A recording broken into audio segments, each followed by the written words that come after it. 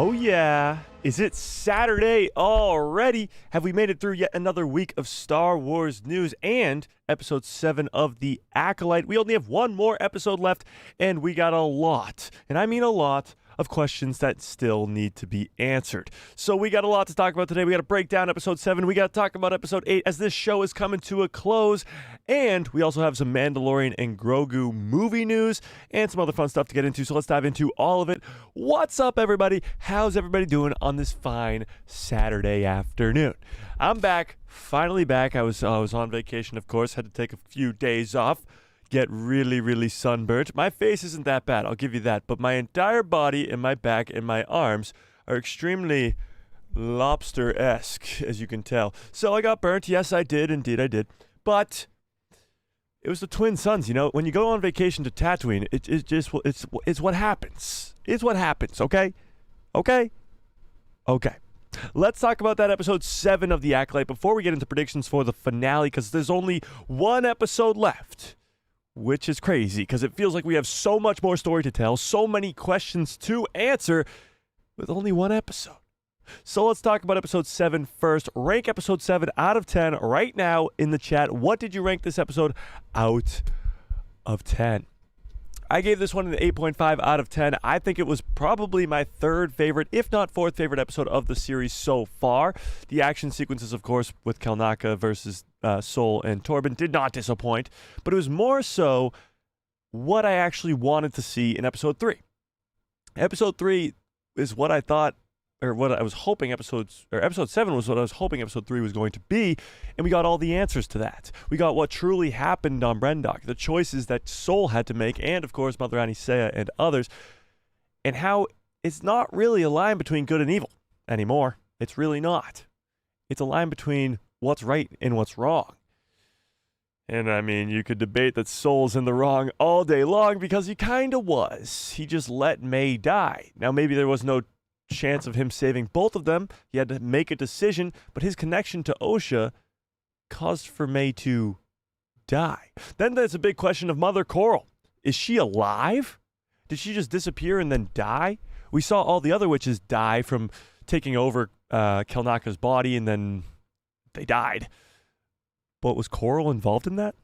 We got a lot to talk about, okay? The Red Lobster, thanks, Chris. Okay, rank this episode 7 out of 10 if you're just coming in now. Let me open up the chat so we can say hi to everybody. Yeah, I'm a little burnt. It actually hurts to like move around and stuff. Wear your sunscreen, kids. Okay, where was I? Let's see. Freddie B, what's up? Fearless, how we doing? Starship 66 in the house. Brandon Baker, what is up? Jedi Hangouts, how we doing? Jedi Journeys, what is up? Mando United, what is up? Soul, how we doing? Rock, what's up? Ben, how we doing? Chris, what is up? Nathan, how we doing? Predator Gaming, how we doing? Neil, what is up? Maria, how we doing? Jeez, hey, Kaya, what's up? UV Clips, how we doing? The Yerker below, nice. Tiffany, how we doing? If I've missed you, I apologize. You know the deal. Just yell at me in the chat. All right, let's see these rankings. We got a 7.8. We got an 8. We got a 3. Wow. An 8. Another 3. A solid 8. 9. 8. 7. 7.5. 9.9. Wow, that's high. 8. 9. 7. 4. 8.5. 8. 7.5. So from, of course, there's some like 10s and some 9s and some 3s and some 4s, but the majority of you, I would say, are around a 7 to an 8-ish, 8.5-ish, something like that. Yeah. Episode 7 was so messed up. Yeah, that's yeah. Mr. Beckham, what is up? Hello there. Geez, Kai?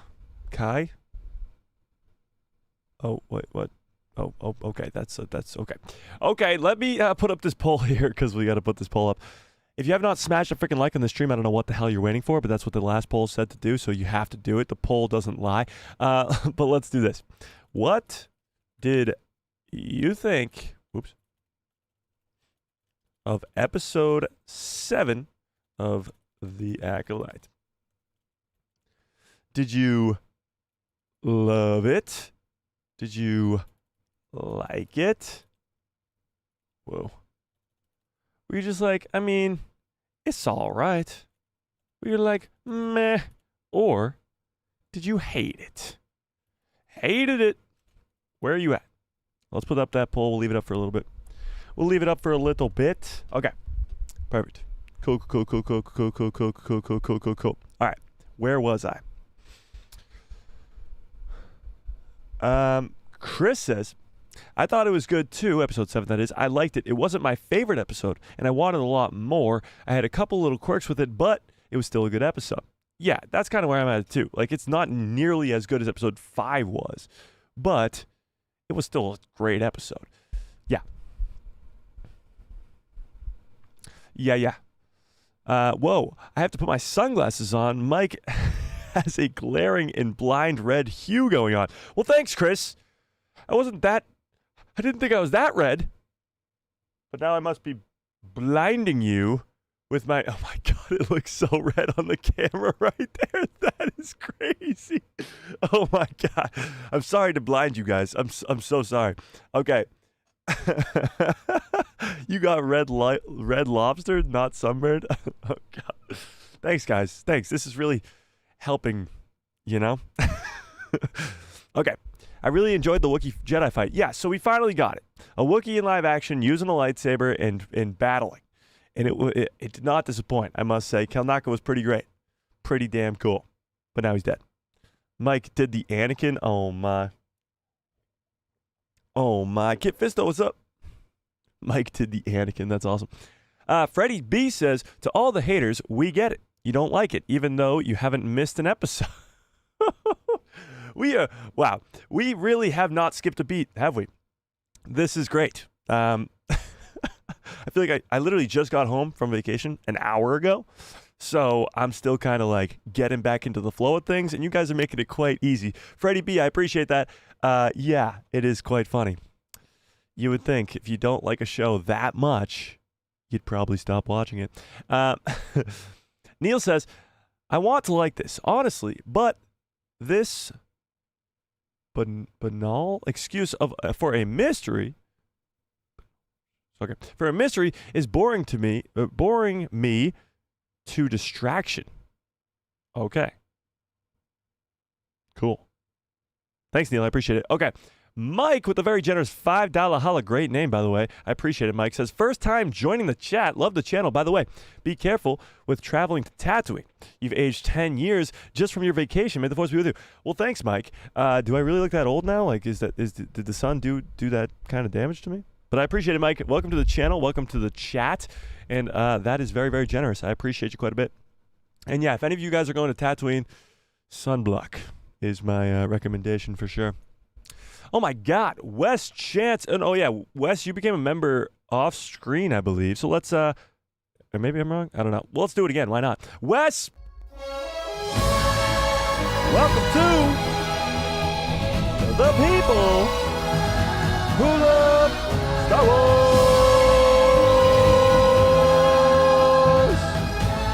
Welcome to the people who love Star Wars, Wes. That is very, very generous. In the first ever Super Chat as well, says Mother Koril went into May, and that is why May didn't die. She turned into dust or whatever the hell that was. Yes. All right, let's talk about that. Let's talk about Mother Koril as she's on the thumbnail for this live stream. Let's talk about Mother Koril, shall we? Mother Koril. Let me pull up a picture of her so you guys know who I'm talking about here. This lady right here. What the hell? Where's... Oh, there we go. This lady right here. Mother Koril, the Zabrak witch. She may or may not be dead. So tell me in the chat, do you think she's dead or not? In episode 7, we saw her sort of just turn into smoke. Turn into...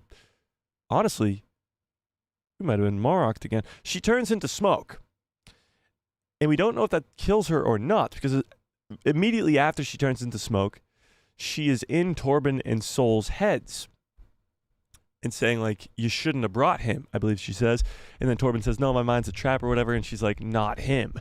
And then come to find out it was Kelnaka, and now all the witches are inside Kelnaka's head and making him fight against the other Jedi. When Indara comes and frees Kelnaka's mind,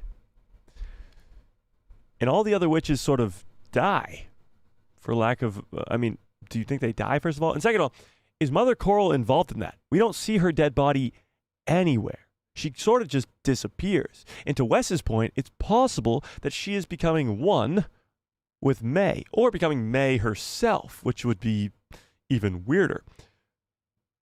She says that she will do everything to protect her children. She's also the one who carried the twins.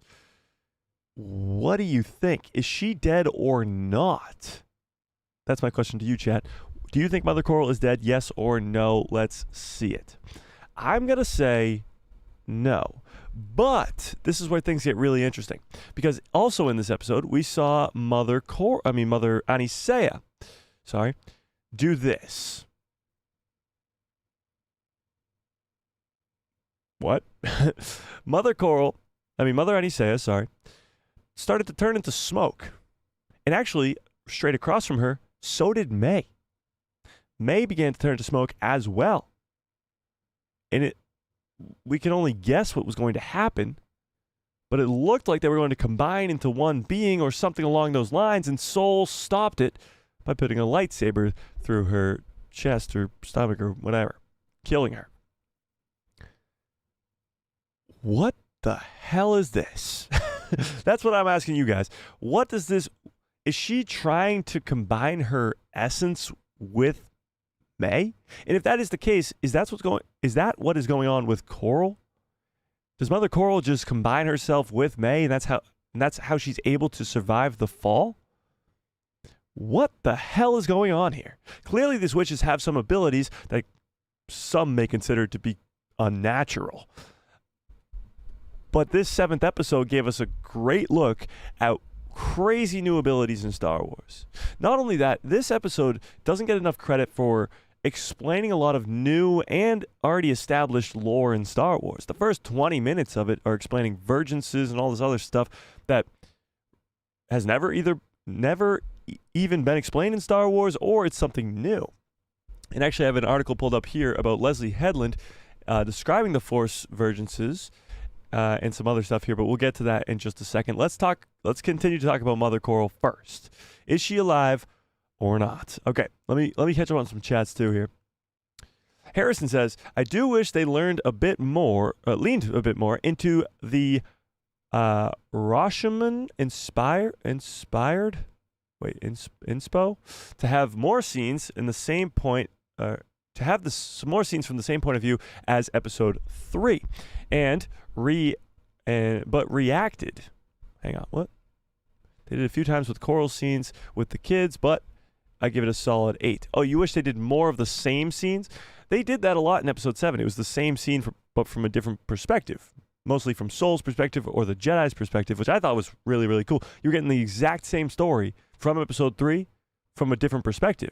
And the story was completely different. It goes from you thinking that May was the one who started the fire that kills the witches, and it's all from Osha's perspective, and she wants to join the Jedi, and this, that, the other.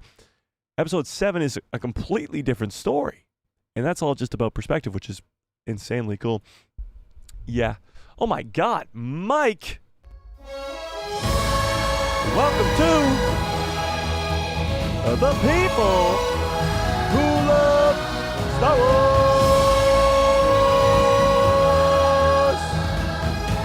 Welcome to the people who love Star Wars, Mike, at the master level. That is the highest level, Mike. I appreciate that quite a bit, more than you will ever know.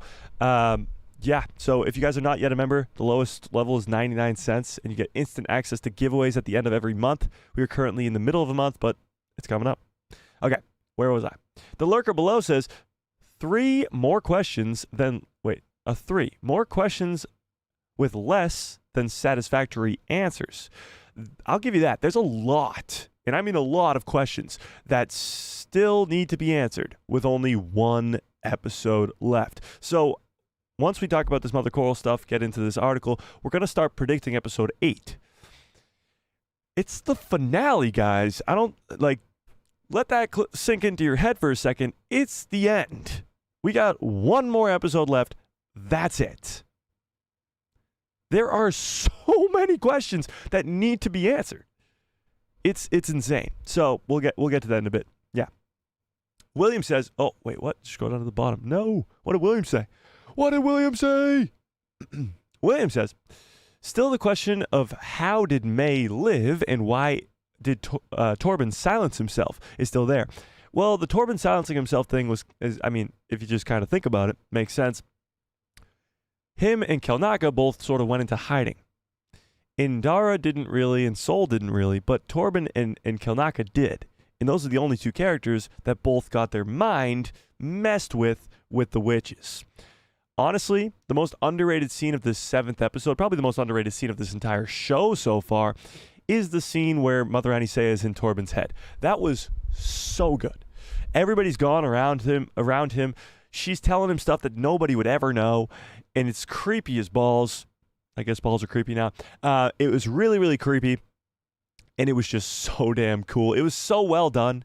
It was awesome. So something very similar probably happened to Kelnaka. We just didn't see what was going on inside of his head. So the two of them clearly went through it, with the witches getting inside their heads, and they both went into sort of seclusion or meditation or whatever you want to call it for years. And Torben clearly felt really, really bad about what happened with the witches, thought they were doing the right thing, and eventually kills himself in episode 2, which was 5 weeks ago. But yeah. Oh, going back to your first question still, William, was how did May live? I think this has to do with what went down with Mother Koril. She turns into dust. And I think the reason we saw Anisea try to do a very similar thing, where May was also turning into dust, is because it's them combining, almost. Something along those lines. So, my question to you, Chet, is does this mean Koril is still alive and she's the one who saved May? Or did Koril sort of put her essence into May? Let me rephrase. Qimir has abilities like the witches do. In episode 5, it's established that when Yord says to Osha that Qimir gets into your head and he stays there. And Osha's response is, my mother could do something similar to that. This might be indications that Qimir's master has some sort of training, or Qimir himself, with how the witches trained. Is it possible that Mother Koril is in fact Qimir's master? That this show has nothing to do with plague, it's nothing to do with Tenebris, and everything to do with just these witches. Do you think that's a possibility? Because now with Qimir, who clearly has abilities of the Jedi, because he was a fallen Jedi, as he explains to us in episode 6, then he also has these witches' abilities to get inside people's heads and stay there. That might be because he was trained by Mother Koril. What do we think? What do we think? She put her essence into May. Well, Nathan, that means that she's gone. You know? Yeah, no? This season, maybe season 2 has Plagueis. Maybe. I mean, there's no guarantee that there will be a second season of this show. And Mother Anisea. And Leslie Hedland, that's who I meant to say there. Leslie Hedland has said many times over again that this first season has a definitive ending and it's a full story. She didn't want to leave open ends for a possible second season that might never get greenlit. So she wanted to keep it a closed-end story by the end of the first season. So this is supposed to be a finished story from start to finish. Yes, you're going to leave probably a few open ends for a possible second season, but she's going to end the story. My question to you is, what? That's it, what? No. How do you end this? We're at a spot where we just learned Qimir was a former Jedi. We assume that maybe his former master was Venestra. That's why he has a scar on his back, because it looks like a whip scar. Venestra Rowe has a laser whip. Maybe there was some falling out there. Now you have master versus apprentice, dark side apprentice. Very similar to like a Dooku versus Yoda. And then you also have Osha, who's slowly falling to the dark side, and her former master, which is Master Soul. So you have former master versus former apprentice again. So now you have former master versus former apprentice and former apprentice on a big showdown on Brendock? Is that how this show is going to end? How are they going to answer all these questions that still remain? And where does May fit into all of that? these twins have been played up to be all these powerful beings. And when they're together, they're supposed to be way more powerful than ever. But it doesn't even seem like this story is going the route of finishing off with these two twins. Because honestly, in my personal opinion, I find Soul and Qimir way more intriguing than the twins. But that might just be me. That might just be me. But it seems like the story is going down the route of more Qimir and Osha rather than May. So the show starts off with May being almost a main character. She's murdering Jedi. But it quickly shifted to Osha. And now Osha seems to be the main sort of character, for lack of a better word.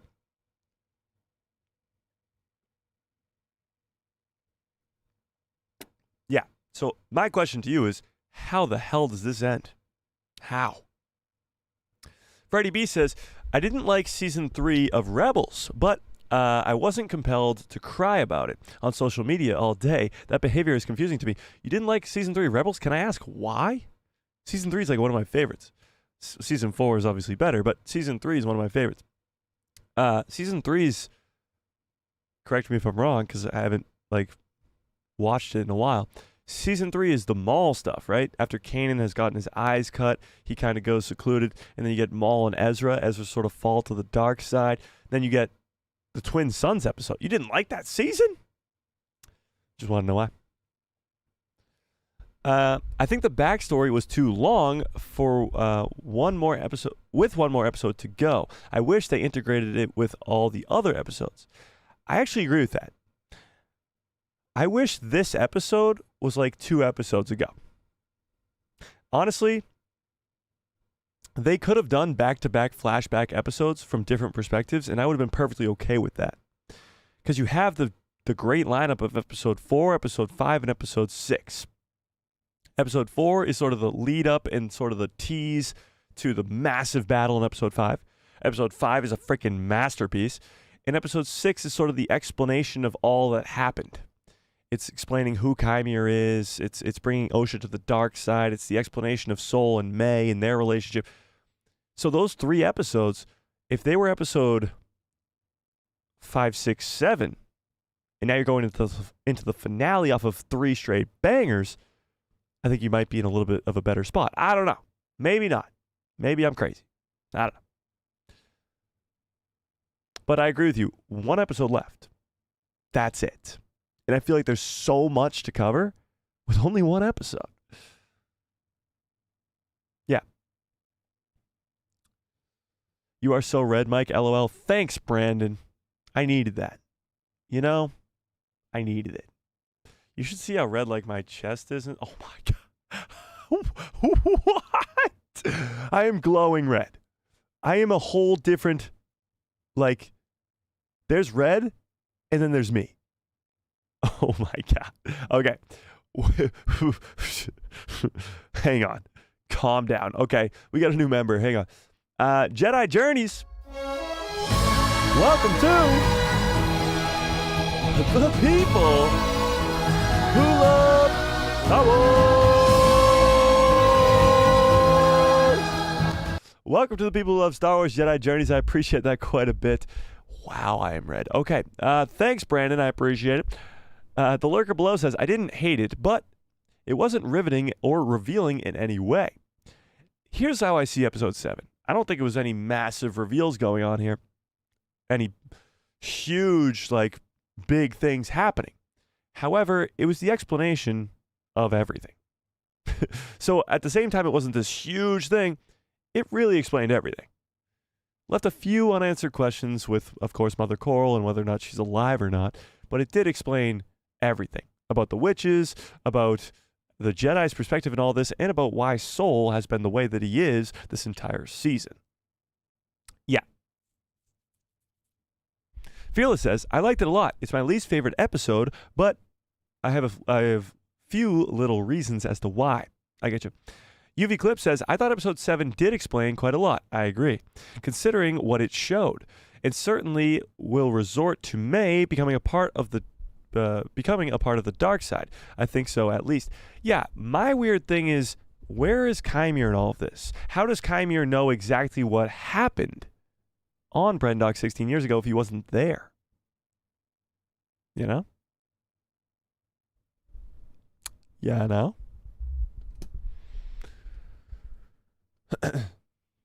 Soul says, Sith lightsabers are no match for Mike's skin. Oh my god. I got a bad feeling about this. Thanks, guys. This is making me feel great. I didn't even realize how red I truly was until I just went like this. That is insane. That is absurd. That is beyond red. Look right here. See those words? See your names on the screen? Just chat in the chat so you can see your own name. Say hi to yourself in the chat. See how red that is? That's like the color of my skin right now. Like, that's how red I am. That's crazy.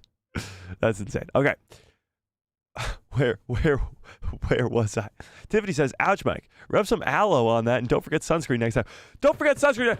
Okay. I was away for 7 days. 7 days. I guess 6 days. Today would have been the 7th day. I went to the beach every day. Every day. And I only got burnt yesterday. I was so good. I was so good all week until the last day. That's all it took. In my defense, it was raining and cloudy yesterday, and somehow I still got burned. Damn it. Too smart to be broke. What's up? Says, commentary and theories are better than the actual show. I disagree quite a bit, but yes, I get what you're saying. And that seems to be the same scenario going on with almost every Star Wars show nowadays. Yeah. Anna says, hello there. And the episode 7 choices is maybe a 10 out of 10. Wow. I like the fights. I think Mother Koril is still alive.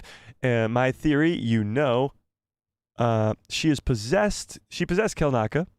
Have a nice day. Well, I appreciate that. I'm glad you liked it quite a bit. Brandon says, oh, sorry. Mike looks so grown now, LOL. Well, have I really aged up that much since last stream? The Acolyte. I like where your head's at. Okay. Harrison says, Torben was pretty clean with a saber. Yeah, he was. He was doing the Anakin spins and stuff when he was fighting against the witches. That was pretty sick. Yeah. There's no denying that the choreography in this show is top tier. Like top tier. Indeed. The Florida sun definitely feels like Tatooine for sure. Yeah, I was not in Florida. Must say, I was not. Yeah. Jack Robbins, what's up? No worries. Appreciate you. Mother Koril is floating around out there somewhere. So you think she doesn't have a physical body?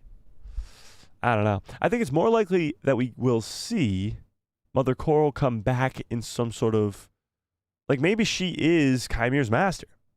It would explain the lack of Sith in the show, because there's always the big thing that, is this show going to retcon the prequel trilogy? We've gone 7 weeks without it even touching it, but that would be an argument within itself. But episode 8 has the possibility of retconning the prequel trilogy. Kiadi Mundi says the Sith haven't been around for a millennia. We are not a millennia before that.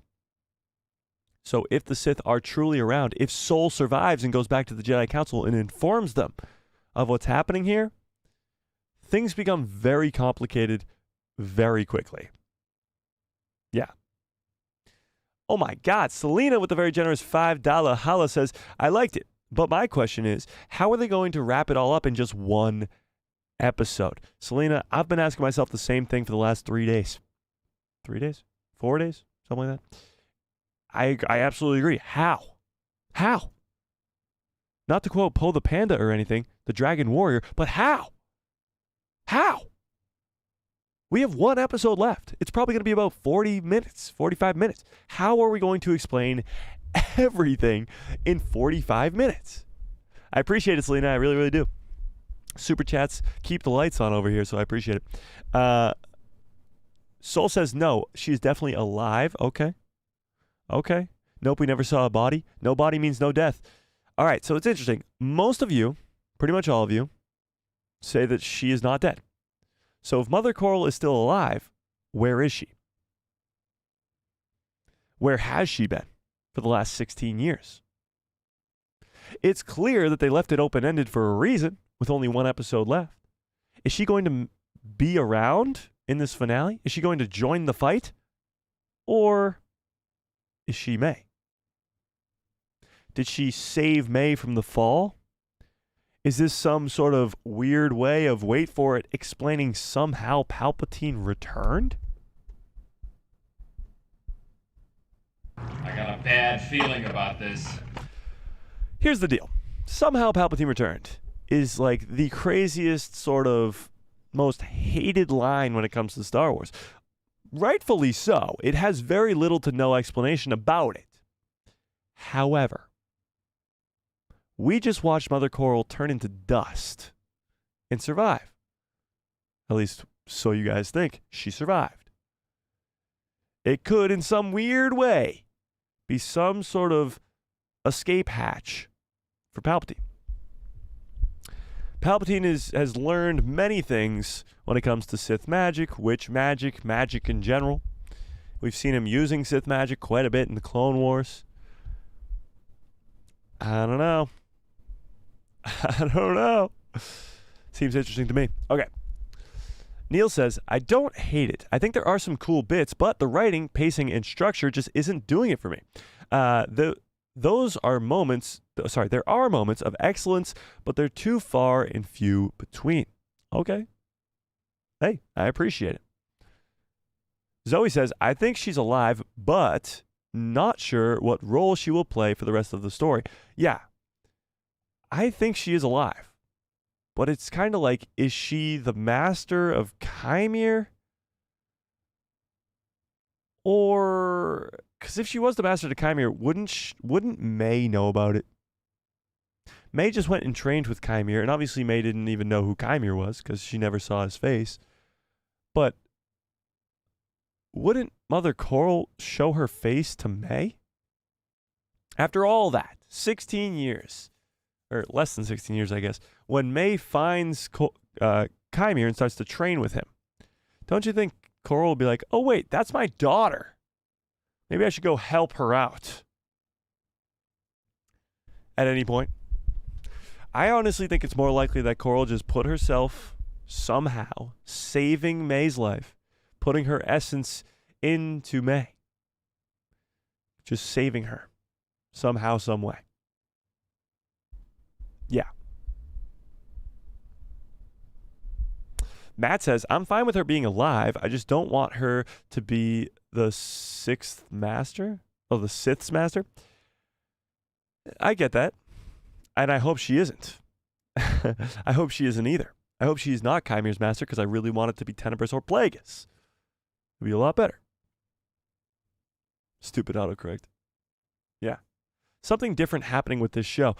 I could see there being a big twist, honestly, in this finale. Some sort of big reveal or something along those lines. I'm down for it. Dead Mike, what's up?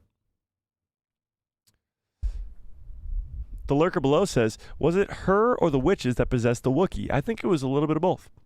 I don't know if Koril was involved with being in Keldaka's head, but she definitely went inside Sol and Torben's head. We heard her voice.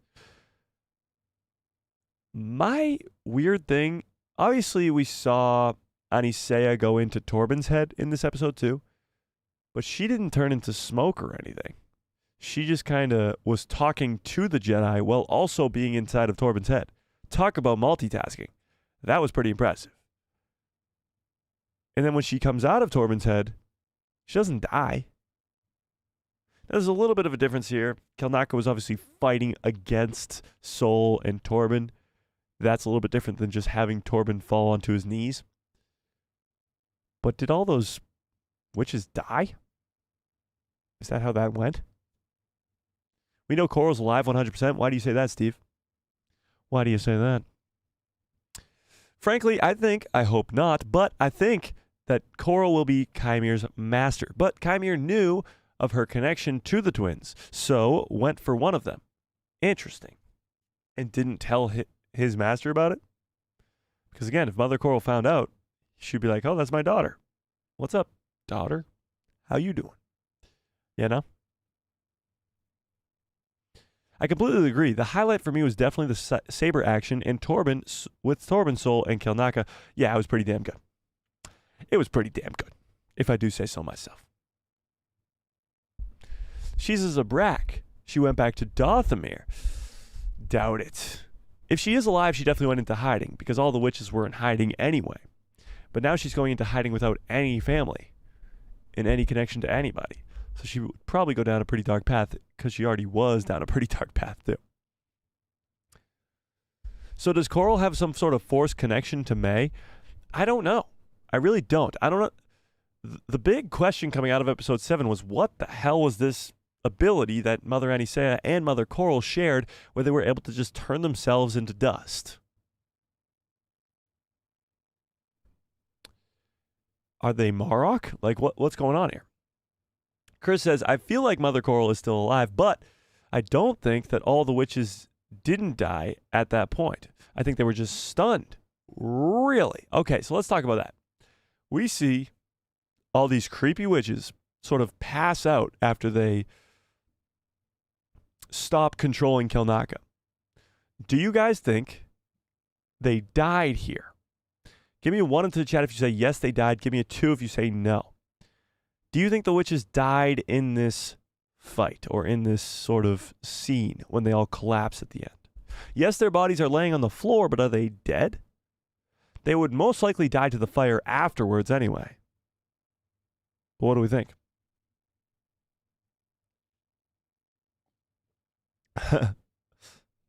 Jeez, that's pretty split. I see a bunch of 2s, a few 1s, a 3. Interesting. They're dead. Okay. They didn't die, they just passed out. But then what's the point of that? If they didn't die, then aren't they just going to die in the fire afterwards? They're dead. I think they're dead. I do. I think they're dead too. It was just a weird way that they did it that almost made it feel like they could have survived. Yeah. Yeah. Absolutely. I do understand why people are saying that they could still be alive, but I think they're definitely dead. All right, let's read this article from Star Wars Newsnet, Leslie Hedland talking about the vergence, because I want to talk about Force vergences for a second. The way that the Force vergence was explained in this 7th episode was pretty interesting. Added quite a bit to the lore of Star Wars in general. Let's talk about this, okay? A Force vergence, as it's explained by Indara and by Sol at the beginning of episode 7, is as I'm going to paraphrase here, but it's like this. A Force vergence is something that the Jedi can sense. And it sort of just... how do I phrase this? It's like Force life, almost. A vergence can give life. And that's what Brendock is. 100 years before the events of this Acolyte show, a event called the Great Hyperspace Disaster happened. This is from the High Republic novels. And in the High Republic novels, there's the Great Hyperspace Disaster, and it just obliterates a lot of planets, killing all life on the planets, because there's these ships that come out of hyperspace, but they're destroyed, and their pieces go flying into planets nearby. The Jedi have to rescue some of the living planets, but some of the planets are uninhabited, and they just get destroyed. So Brendock was one of these planets that got destroyed. And 100 years ago, the Jedi said that this planet of Brendock had no life on it. Clearly, there's a forest and all this life on this planet. But that wasn't there 100 years ago. So something created that, and that is the Force vergence on this planet. Now, is it the witches? Is it the twins being created? Well, Leslie Hedland talks about that in this interview, so let's read this. The Acolytes, Leslie Hedland on Force vergences, Osha and Sol's relationship, Knights of Ren, and Plagueis' connection, and more. So, people were saying they heard the Knights of Ren theme again in this episode. I heard it during the watch party, but then it kind of changed at the end. So I don't know if it was actually the Knights of Ren theme or not, but it did seem very similar. Okay. Leslie Hedland is back this week with another eye-opening interview where she clarifies a lot of what happened in the last episode of The Acolyte, and looks forward to the finale next week. Crazy, the finale is next week, but let's listen to this. So, speaking with the Nerdist, Hedland opened up about the inclusion of the Force vergence in the show. When asked to expand upon the nature of the virgins on Brendock, she said this. This was very important to me. Dave Filoni and to Pablo Hidalgo. Oh, sorry, me, Dave Filoni and to Pablo Hidalgo. That the girls are not a virgins. So the girls themselves are not the virgins. They needed again, however they got there. The act of creating them was going to need amplification. So the virgins is what helped create the girls. Therefore, we came around to the decision that the virgins was on Brendock and that it would remain mysterious. So that way, if we went back there in future storytelling, we would uncover a little bit more about what is actually there. It was important. It was important that the type of virgins was a natural one, as opposed to within a human being or an alien. So the virgins on Brendock, as explained, was there. It's with the planet itself. It's not the girls. It's not the witches. It's natural. It's with the planet. And with the help of that Force virgins is how these two girls were able to be created using the Force. Or pulling on the thread, so to speak. And that's the explanation. Again, leaving it up for a mystery for maybe a future story down the line to explain more about Force vergences and how they work.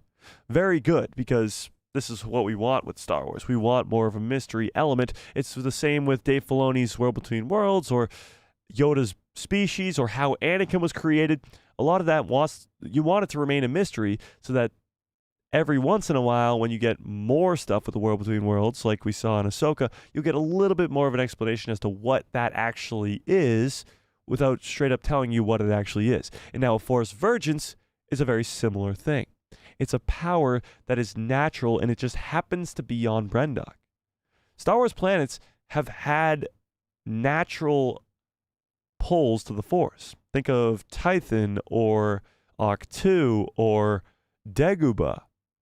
Or Ilum, these planets have stronger connections to the Force. That's why Yoda goes to Dagobah, so he can hide from the Empire because of the strong connection to the Force on Dagobah.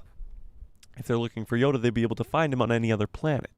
Ilum has the Kyber Crystal core, where now Jedi can go get their Kyber Crystal for their lightsabers because of the planet itself. And now Brendock has this Force Vergence. And they're trying to keep it a mystery for a while because that's what Star Wars is supposed to be about. We're supposed to speculate about how and why and what happened here for years to come. It's the same thing with the World Between Worlds.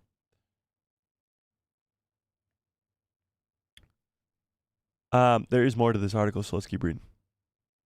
She also confirms that Acolyte Season 1's finale will definitively answer the question of how those twins were created. Whoa. I did not read this article yet. Were created after clarifying that we don't know for a fact that Anisea did it. All right, let's read this. We definitely aren't going to leave you hanging. You do a show like this, you take a lot of risks. You don't really save a lot of those types of questions for Season 2. There are a lot of things that you do save for Season 2, but that kind of question is not one of them. She's specifically saying here that we will get the answer to the question, how were the twins created? That's pretty wild. So now you have a finale, one episode left with so many questions to be answered, and one of them confirmed will be answered is that how the twins were really created.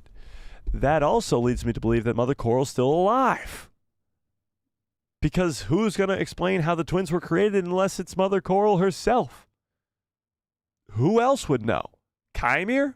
How would he know? Things are getting very interesting here. Let's keep reading. The Season 2 question of it all remains in the air, as Leslie Hedland confirmed that they have not been greenlit yet for a second season, but there have been conversations. This is them looking at the life here. The witches of Brendock were inspired by the Night Sisters, of course, and Anisea's abilities to sneak into Torben's mind were inspired by Mother Talzin's powers. Hedland confirmed. But the showrunner also expanded upon the differences between the witches in the Acolyte and the Night Sisters of Dathomir. So this is what she had to say. The Night Sisters utilize magic exclusively. With my witches, it's a bit of a hybrid. They're definitely dabbling with the Force and calling the Force by a different name, the Thread. They're trying to cultivate their sensitivity to it without having to be trained by a Jedi. Is that even possible? So she's saying that the Night Sisters of Dathomir only use magic exclusively, while these witches use Force and magic. Interesting. But I also think that the Ascension ceremony, you see how they're utilizing not just wherever the Virgins may be physically on the planet, but the eclipse itself. These powerful movements of heavenly bodies are whatever's under the earth. Hang on. That type of thing. Hang on. Let's pause before we keep finishing this. She's talking about the physical place where that Virgins is on the planet, and of course the eclipse. But let's talk about this, where the Ascension ceremony takes place. We were talking about this in the breakdown video a little bit, but we were also talking about it in the live stream after we watched the episode in the watch party last week. What the hell was that big hole in the ground? And why were the witches sort of just over it? They spent time with that. They spent time to explain that, what that hole in the ground, or at least not explain it, but to emphasize its importance, what that hole in the ground really was. When Sol sneaks into this witch's coven, or this witch's fortress, he looks at the girl's training, and then he looks and he sees this massive hole in the ground. So that massive hole in the ground might be where this vergence is, or I guess it's a sort of a portal to the center of the planet. I don't know. We're just kind of speculating here, but that's pretty wild. Okay, where was I? These powerful movements of heavenly bodies or whatever under the earth, that type of thing. What is meant to be expressed there is that they are drawing their power from nature, magic, and the Force. So they're using all this ability to really, really, really not, well, obviously they used all those abilities to create the girls, but now they're using it for this Ascension ceremony as well. They're using magic the way that the Night Sisters are, and they are using the Force even though they are not Jedi. Interesting. Let's keep reading. The 7th episode of The Acolyte answered some of the lingering questions from previous episodes. In particular, it had been implied that the Jedi had committed some atrocities on Brendock, when in reality, this wasn't exactly the case. So, what was the cause for this small twist, Hedland explained? So let's talk about this first. Hang on, before we read what she has to say. The big thing that we thought was going to be revealed in episode 7 was that the Jedi are the ones that killed the witches. That's not necessarily the case. That's not really what happened. The witches almost killed themselves. Yes, Sol kills Anisea, but other than that, the witches killed themselves. They take over Kelnaka's body and try to kill the Jedi. That's about it. So we thought that this was going to end with the Jedi being revealed to be the bad guys. Yes, they weren't really doing the best things, but they aren't really the bad guys from a certain perspective. Let's read what Leslie had to say about this. This show is about the bad guys in every sense of the word. And because my previous work before coming to Star Wars, the Star Wars world, was almost always centered around some sort of morality, immorality, or amorality, it was always about characters running through a spectrum of those things as opposed... Whoa, what the hell? As opposed to having a good character or a bad character. So it's not really about good or bad. It's more of a perspective-based thing, a point of view, so to speak.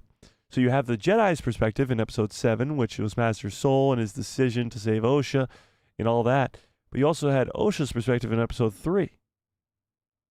Yeah. Yeah, like Nathan said, everyone is gray, is what she's trying to say. It's not really that. It's, yes, the Jedi are the good guys. They're not going around murdering people like the Sith do. But they're not all good. You know?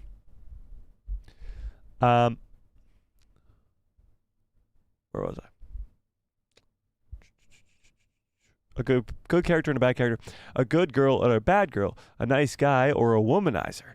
That these characters could be all of those things at once was so important to me. I'm glad that you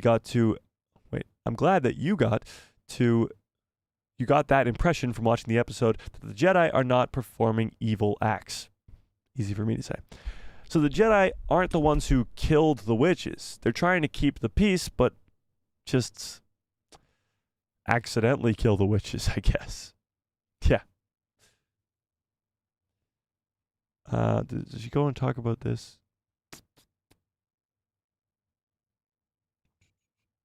She goes on to talk about Sol wanted to train Osha. No. Sol's connection to Osha. No.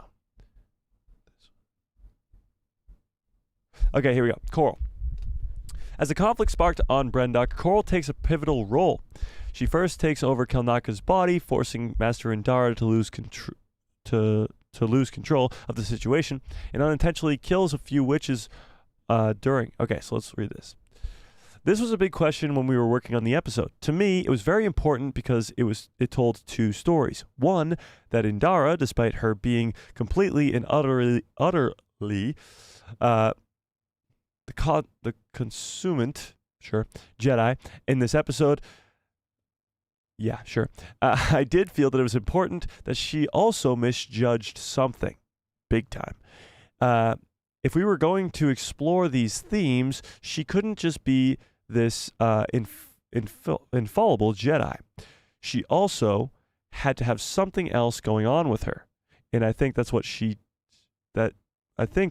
did is in that moment, in trying to sever the connection between Kelnaka and the witches, she dealt with the power that she didn't understand or was familiar with. Hang on. So she's implying here that Indara is the one who kills the witches.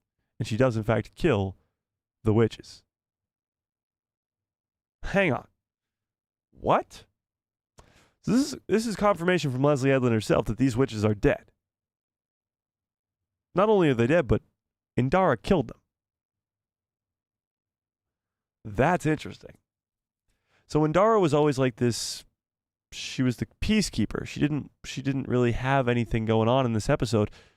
But when she comes across this connection between Kelnaka and the witches, she dealt with the power that she didn't understand by killing the witches. And that's kind of why she wakes up with that confusing look on her face. Interesting. Okay, and here she goes on to explain is Koril still alive? No body, no death. Here's what she said. Oh, I can answer that. They do. Oh, talking about Qimir and Koril's connection. I can answer that. They do not know each other. So Koril and Qimir do not know each other. But what I will say as a tease, if we are able to explore this story more, her species will tell you a little bit more where she ends up. What does that mean? Her species? If we know anything about Zabrakians, there's one that's very, very popular in the mainstream of Star Wars, and that is Darth freaking Maul. And Darth Maul is, of course, a Sith Lord. Could she be implying here that Koril did survive and did become a Sith Lord? What do we think?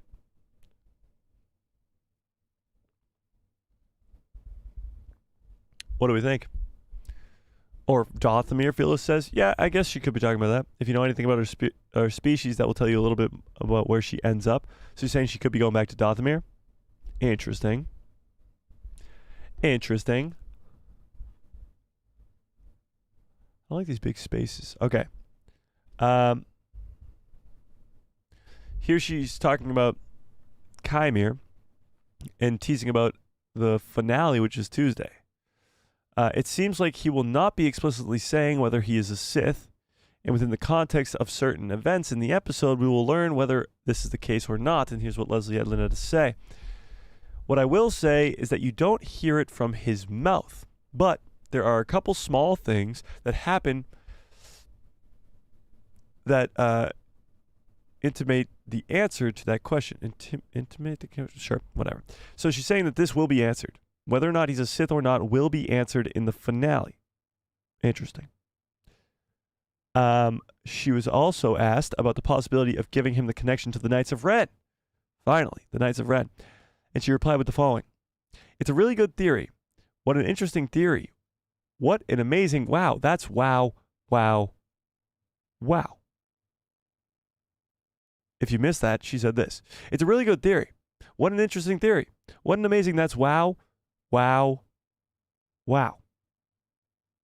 So a Knights of Ren connection is not out of the realm of possibility. She clearly didn't want to answer the question straightforward as she really diverted from answering it. The Knights of Ren theme was clear in episode 5. It was very clear. Some fans think they heard it in episode 7. Hasn't been confirmed by Disney or Leslie herself, not yet. But let's ask you guys, do you think that Qimir has some connection to the Knights of Ren? And if so, how?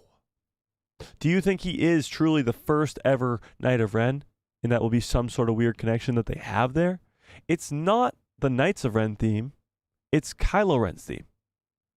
And yes, Kylo Ren just happens to be the leader of the Knights of Ren. Is there a connection there? What do we think? It's a better answer than your Snoke theory sucks. That is true. It is definitely a better answer than that. 100%. A better answer than that. Yeah. Okay, and then the final thing she answers is this. Looking even further ahead, Hedland teased that she has a general idea of how the events of the series could eventually connect to Darth Plagueis and his training of Palpatine. If I get to continue with this story, I know how I would like it to play. I would like that to play out, Palpatine and Plagueis. And I would say it's pretty complicated and messy. Well, obviously we know that that's the case as we've read the Plagueis novel. But is it possible that this Acolyte show gets multiple seasons? Not just season 2, not just season 3, but 4 and 5, as we get closer and closer to Plagueis and Palpatine even, and get to see a young Palpatine as he's getting trained in the ways of the dark side of the Force? Do you think that's where this is going? Leslie Hedland sure hopes it is, but with the controversy in the Star Wars fandom, will this be the way that it goes? It might be the case that some fans won't even watch it if it has Leslie Hedland's name on it. Or at least they'll watch it, they just won't like it. Even if it is the greatest thing that's ever existed. I'm not saying that the Acolyte is that. But even if it was. I need more Qimir? Oh, me too. 100%. We definitely need more Qimir, that's for damn sure. That is for damn sure. Okay. That's a lot of answers, so to speak. That's a lot of Leslie Hedland confirming there will be a lot of answers in this finale. A lot. I guess we'll have to wait and see. All right, let me scroll up a little bit here and we'll catch up on some chats. Chris says, this is the reason that the show is very, very good. It keeps you interesting and grabbing you to watch for answers. Yeah, 100%. When you look at a Star Wars show, you want it to look the way that this show does. I'm not saying this is the best Star Wars show ever, because it's not. And I don't think it will ever catch The Mandalorian or Ahsoka, just in my own personal opinion. But this is how you want it to look. Week in and week out, we're sitting here speculating about all these crazy theories, getting amazing lightsabers every week, lightsaber duels, every week, and we're invested in this story. I agree, Chris. Dodger says, I sat and watched all episodes of The Acolyte today. So much fun. Also, seeing it again with what we know now is pretty cool. That is awesome. Sitting and watching all the episodes in a row would be pretty cool because, yeah, you get a lot of cliffhangers where you have to wait a whole week. But if you watched them all in a row, it would feel very different. And when you watch the earlier episodes with the information that you know now, you'll see a lot of different teases towards things. Yeah. Like when you rewatch the scenes with Qimir in them, you're like, that guy's a Sith Lord, and you kind of see it more, you know? Lauren says, I understand that, but there is another Star Wars show where people were demanding every question be answered by the end of season 1. What show was that? Harrison says, the witches were chanting around. Yes. So I think the whole the witches were chanting around in episode 7 is this force vergence that they're talking about on this planet. Absolutely. Indeed. Tom, what's up? Tom says, so if the hole in the ground is dampened by a heavenly body almost the whole time, except for when the dampener is blocked by the eclipse, it would make sense. I don't know if it's being dampened, but I think the eclipse maybe makes it more powerful. So maybe, yeah, I guess you're right. I think it's more so a natural thing that happens on this planet. And when the eclipse happens is this ascension ceremony, so to speak. The witches are tapping into the nature of Brendock with this Force Vergence and, of course, the eclipse at the same time, with the power of the Force and the power of the magic of the witches, all coming together for this crazy experience with for the twins. Yeah. But the hole in the ground was definitely extremely powerful. 100%. Freddie says, y'all, hit that like button. I agree with that, Freddie. Smash a freaking like on the stream if you have not yet. How many likes do we even have on the stream? Do I want to look? 88! What the hell? We got 170 of you here right now. Smash a freaking like on the stream if you have not yet. I appreciate it. Dinosaur, what's up? Says, what did I miss? A lot. The hole is the vergence. Or whatever's in the hole, I guess, yeah. I don't think the vergence has a physical look to it, as the Force doesn't either. Yeah, I don't know. Can I get some good cups full of orders in the chat, please? The Mike J Show, what's up, Mike, says, I'm still thinking we get to see Plagueis. I think so, too. I think Plagueis is almost a must at this point, and I'd be really, really surprised if we don't see him. Or Tenebris. I'd take either or, but at least one of them. Yeah. At least one. Dodger says, I wonder if the vergence on Brendock is more dark side natured, influenced the Jedi in their behavior / clouded their judgment. I don't know if the vergence can be dark side or light side. I think it's just something that's there in the Force. Yeah. Mike for president, LOL? Oh, yeah, no thanks. I'm good, thanks. Nope, that doesn't seem like something I want to do. Fearless says, it's a dark side pit like we see on Arc 2. Kind of. You can make that sort of connection. On Arc 2, there's that dark side pit that draws Rey to it. You could also draw it to, like, the cave on Dagobah. When Luke is training with Yoda, he gets pulled towards that cave.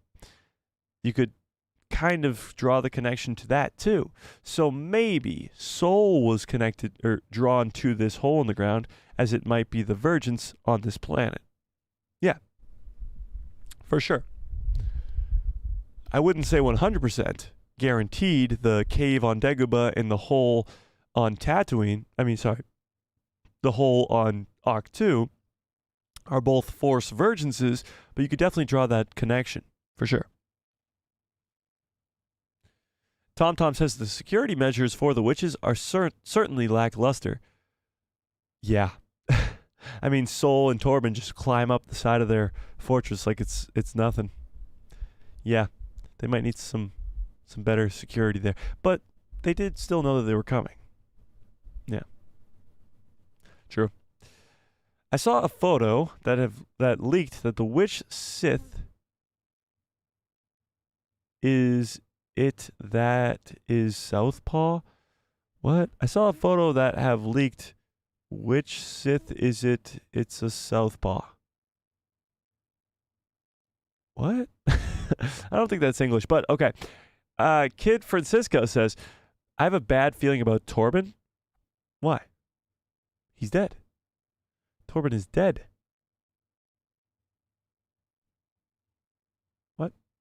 Joseph says, hot news. They're making a live-action Clone Wars? I don't think so. Why would they do that? The Clone Wars already exists in animation. Why would they do that? Well, now I gotta check because you said it was news. I'm not seeing any of this. I'm not seeing it. I am seeing this, though, and this is pretty funny. Clone Wars really did a number to Kit Fisto. He's seen some things. He's really seen some things. Kit Fisto, you still in the chat? How did this happen? Your eyes got so much bigger. Where was I? Okay. Selena says, I'm not so down with everybody being gray in Star Wars. Well, obviously not everybody is. You have Jedi and you have Sith. Clearly those two are not the same. Clearly one is a murderer, or depending on the Sith, I guess, but one is a murderer who loves to kill people and loves the dark side. And another one is at least trying their best to keep the peace. The only problem is, at one point, the Jedi Order was probably really, really good, and that was probably 1,000 years ago.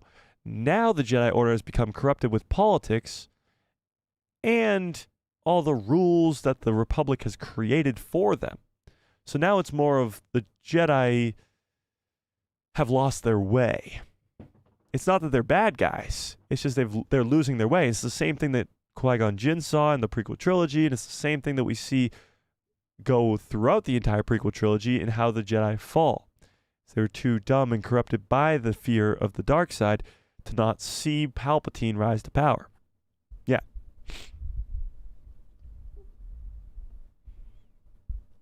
Tom says, did you notice that Soul mistook May for Osha before the mist transformation? Before the mist transformation? What the hell's that? The mist transformation.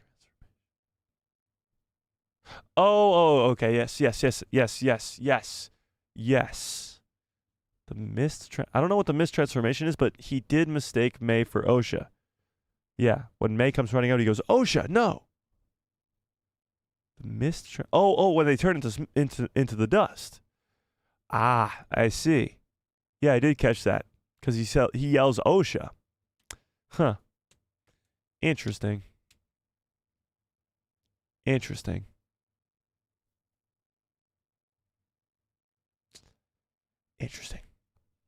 Selena says, George Lucas said he made Star Wars because the world is so gray and people need something different. Yeah. I'm not saying that, it's not a story of good versus evil. Because Luke Skywalker is clearly a good guy and Vader is clearly a bad guy. But by the time of Return of the Jedi, is Vader really a bad guy? And the rebellion is really just a terrorist organization that's fighting against the Galactic Empire. So, it's all perspective when you think about it. So yes, it's a great story about good versus evil, but good becomes evil and evil becomes good. At some point. Yeah.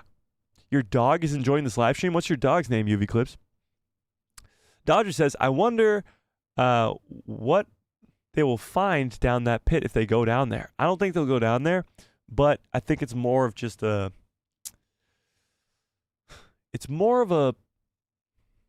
thing to convey that the Force Vergence is there. Same like the cave on Ahch-To or the cave on Ahch-To or the cave on Dagobah. Those caves are, let's say, Force Vergences, for lack of a better word. And this hole in the ground is just the way to signify that there is a Force Vergence there. I don't think there's physically something in the hole. And I don't even think you could jump down the hole. This is where things get kind of weird when it comes to Star Wars. There are things like this that just can't be explained. Think about the World Between Worlds. The World Between Worlds looks completely different from Rebels to Ahsoka, but that's because Ahsoka goes in Ahsoka and Ezra goes in Rebels. And the World Between Worlds is different for each person who goes in there as they're searching for different things. Yeah. We've gone off the rails here to crazy Star Wars stuff. Yeah, for sure. Chris says, the Jedi are doing things for self-serving reasons, so they keep their power. This is selfish and not a Jedi trait. Yes, there's a lot of things going on in this, especially the 7th episode, that are not the Jedi way, so to speak. Yeah. The Sith is a southpaw? So you're saying like a lefty? Is that what you're talking about? Or the Sith is named Southpaw? You lost me there. That is why Sol shanked the mother. He thought he was going to do something bad to Osha/May. Ah, I see. So when May comes running out in this scene right here, when May comes running out in this scene, Sol mistakes her for Osha, saying, Osha, no. And then when he sees Osha start to turn, or May start to turn into dust, is when he kills Mother Anisea. I get you. I mean, that makes sense. I would have killed her too if she started turning into a vampire witch smoke lady. Like, that was the right move. Let's be real. Sol made the right decision. He didn't want to see how that went down. No, not at all. Darth Southpaw, that would be awesome. See, I'm a lefty too. Any lefties in the chat? Give me a 1 into the chat if you're a lefty. Don't lie. Come on. For real. But, where was I? Oh, yeah. That was the right decision. I mean, Sol killing her was the right decision. Let's be real. Yeah.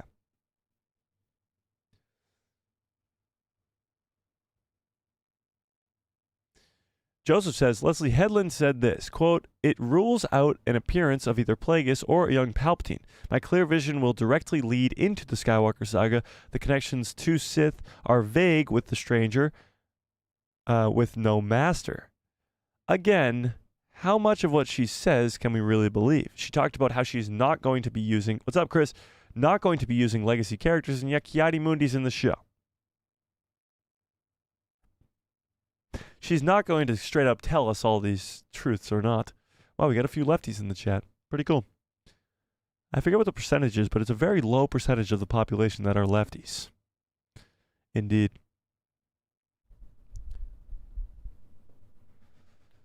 Whether or not one dies after possessing something might have been revealed, or might be revealed in episode 8. I'm referring to the witch collapse. Oh, whether or not they died. I get you. I get you. I think they died. I think these witches definitely died after they killed Kelnaka, especially with what Leslie Hedland just said in that interview. I think they're dead for sure. I think Indara didn't know the power that she just came across and killed all these witches. Which is insane. Yeah. I might have to go rewatch episode 7 tonight, because it's unlike last week and the week before and the week before and the week before, where I just watch it over and over again. This week's episode I've only seen twice now. How many times have you guys watched episode 7? I've only watched it twice so far, and usually by Saturday I would have watched it at least 3 or 4 times. I gotta watch it tonight. I don't think Indara would have killed them, though. I think she was probably set up with a tough decision. A decision to either kill these witches or die. Because Kelnaka was probably going to kill all of them if he got up from that. He was about to kill Sol, he was about to kill Torben, and he was about to kill Indara too.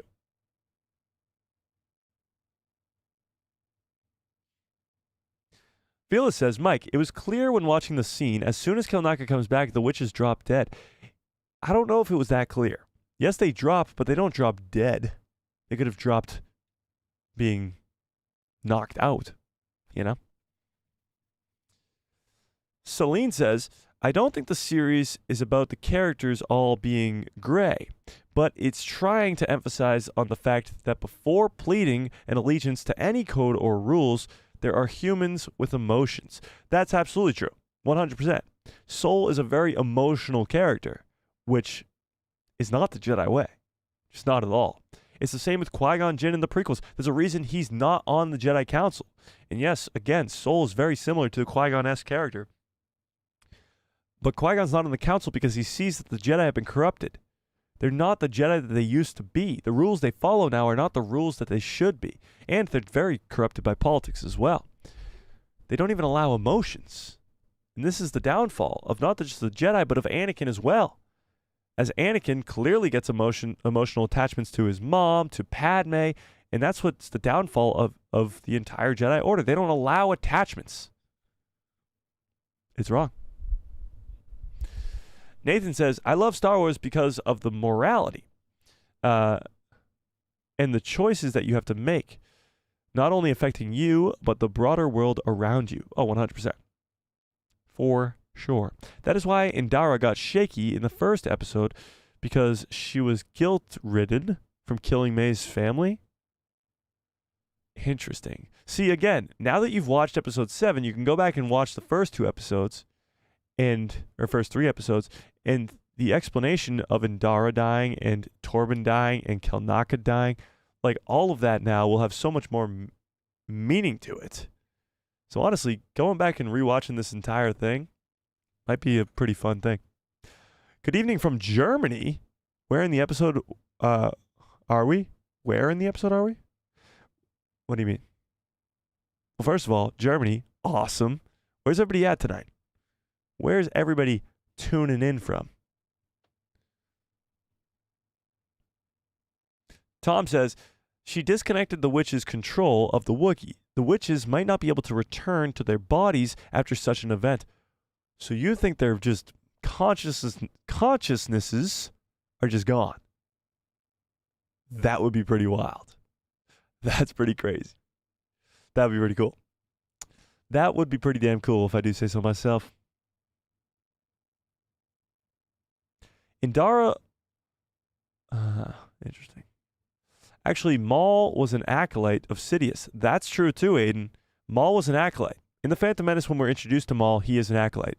Technically, by the end of that movie, he's not, because Plagueis dies during the events of The Phantom Menace. So he starts off as an acolyte, and then by the end of the movie, he's an apprentice. But also by the end of the movie, he gets chopped in half. So he's probably an apprentice for about 20, 25 minutes. But, you know, at least he made it. Yeah. What if Koril is related to Maul? I don't know if directly related would be likely, but they're both Zabrakians, so I'm sure they would probably somehow be connected. Yeah.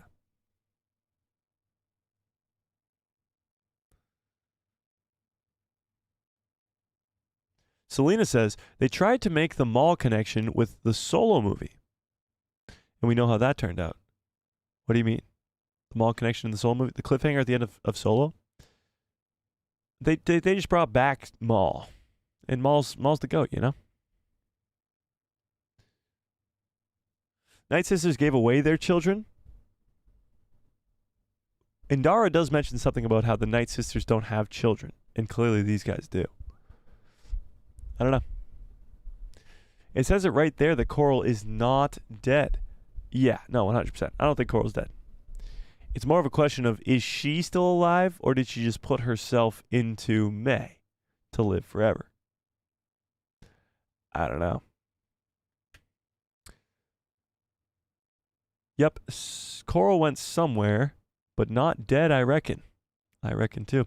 I heard Kylo Ren's theme in Episode 7. Okay, give me a 1 into the chat if you heard Kylo Ren's theme in Episode 7, in last week's episode. I don't know if it actually was Kylo Ren's theme. It's during the fight between Kelnaka, Torben, and Sol. Why would Kylo Ren's theme be playing during that fight? Who is that a connection to? So at first we thought it was a connection to Qimir and how he might be the original member of the Knights of Ren or whatever. Then we thought it might be a connection to Osha, as Osha is a fallen Jedi, just like Ben Solo was. And now she's going to turn to the dark side, just like Ben Solo did, and turn into Kylo Ren. But now, if it's happening during a fight between Kelnaka, Torben, and Sol, who is that connecting to? How does that have to do with anybody in that scene at all? A lot of you heard it. See, I see a ton of ones. But how? What does this mean? How does that connect to anything at this point? That's my question. Tony, what's up? Says, yeah, it was definitely there for sure, but it doesn't make sense, though. That's what I'm saying. How does that... Who is it connecting to? Who is it actually referring to at this point? Leslie Hedland has said that that was there for a reason. She confirmed that it was Kylo Ren's theme in Episode 5, and that it would play a role in the rest of the season. This was 2 weeks ago now. And we still have no explanation with 1 episode left. Yeah. It might be a connection to Sol. Okay, Jedi Hangout. That's a good point. Could be a connection to Soul, but how? How does Master Soul have anything to do with Kylo Ren? You could have you literally could have chosen any character's theme in Star Wars ever, and you chose Kylo Ren specifically, who's a pretty interesting character. But what?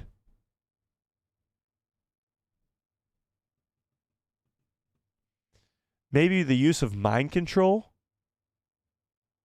Maybe the use of mind control / reading minds. That could be something. Maybe you're on the right path there because, yes, that's true. Kylo Ren was very good at that mind control stuff, reading people's minds. So are the witches.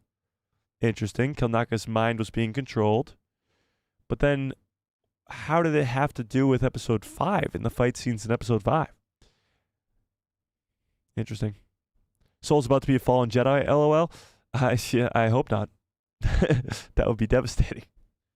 The first 2 times we heard the theme, was when Osha wakes up at the beginning of Episode 5 in the forest, and Qimir finds Osha's body at the end of Episode 5.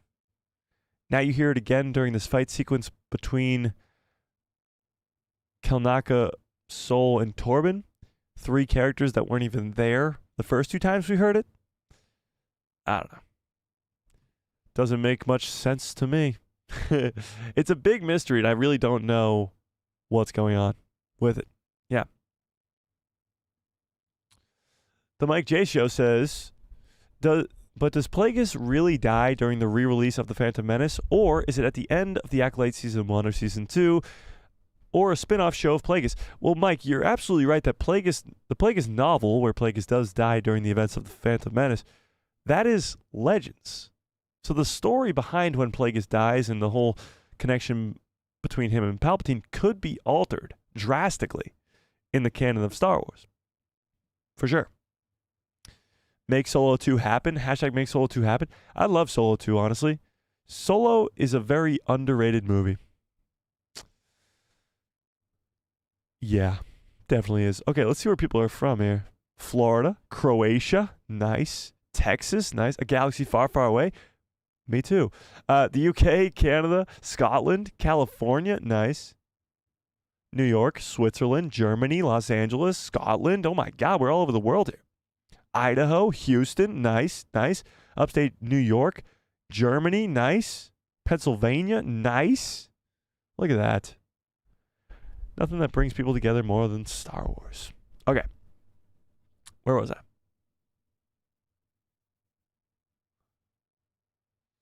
Aaron says, Leslie Hedland said they're dead, but I agree. They didn't make that completely clear. Yeah, no, it wasn't made completely clear. That's kind of why she had to explain it, honestly. Yeah. Insurgent Ewok says, the burnt tree is important. I believe it is the vergence in the Force. The burnt tree? Oh, the bunce tree. Oh, so you think the weird yellow tree in the forest that looks different than all the other trees on the planet could be the vergence of the Force? That definitely could be the case because Soul is also drawn to that too. So maybe it's the hole in the ground, maybe it's the tree outside the gates, but I think it would make a little bit more sense that the witches would maybe center around the vergence, which would make the hole in the ground probably a more likely place. Yeah.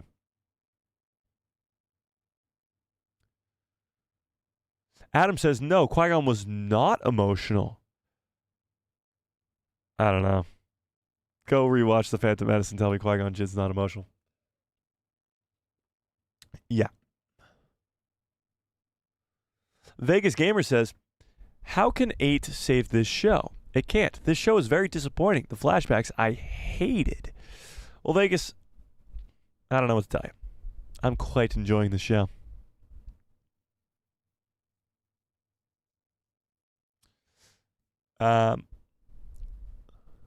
UV Clip says, yo, we got another Aiden in the chat. Hell yeah, buddy. Oh, okay.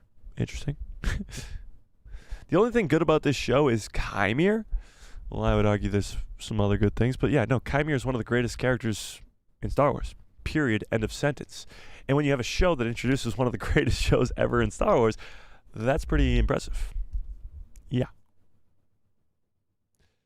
Indeed. Soul feels a connection in the Force to Osha, but what is that? I don't know, and that's honestly pretty cool because we've seen characters have connections to other characters in the past. Qui-Gon Jinn, again, in The Phantom Menace, immediately feeling a connection to Anakin Skywalker and really wanting to train the boy. And he would have trained the boy, except for he dies. But maybe that's sort of an explanation to how masters find their apprentices. They find a connection with these characters. A very similar but kind of different connection is Plo Koon with Ahsoka Tano. They have a very strong connection. Now, Plo Koon is not the master to Ahsoka. Anakin is, of course. But they do have a connection, the two of them. Yeah. I don't know. I don't know. That is definitely not English. But yes. Selena says, it's so wrong. Love, in the broad sense, is the strongest emotion of all and drives us to do good things. True. Yeah, 100%. In the Jedi, get rid of that. That's sort of what Luke is talking about in the sequel trilogy, is that the Jedi Order was wrong. And he's not technically wrong. Yeah. Maul was already a Sith, as he was referred to as Darth Maul in the movie. That is true. Palpatine refers to him as his apprentice, not his acolyte, which is interesting. So maybe they do make it that Plagueis is dead by the time of the Phantom Menace in canon. I don't know. We're going to just have to wait and see, I guess. Yeah. Abyss of Death or Tree of Life? Ooh, interesting. So the same way that Ahch-To has the Jedi Temple there, it also has the weird, creepy hole in the ground or cave of the dark side that Rey gets pulled to. The same way that Dagobah has the cave. I guess it doesn't really have more of a light side presence, Yoda, I guess, but it does have the cave for the dark side. Maybe the Tree of Life is sort of the light side on Brendock, and this hole in the ground is the dark side. Could be. I like it. I like where your head's at. For sure. What if Tenebris or someone else's essence transfers into Koril? That would be cool. That would be... Sorry. So that he could live with the Coven? What? So you're saying that Tenebris would be transferring his essence into Koril? That seems a little far-fetched, if I do say so myself. Just a little bit. All right, let's put a poll on this to just end it off. Let's do it. Let's do it.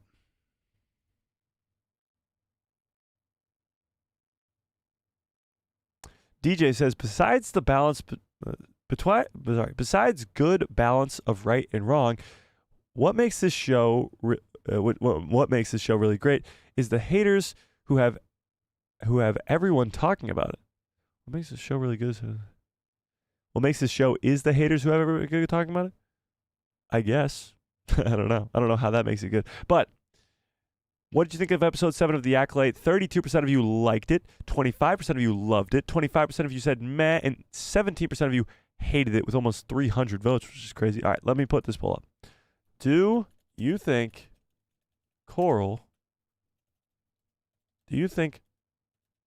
Mother Koril is Qimir's master? Yes or no? Do you think Mother Koril is Qimir's Sith master, so to speak? Not Sith, but, Sith.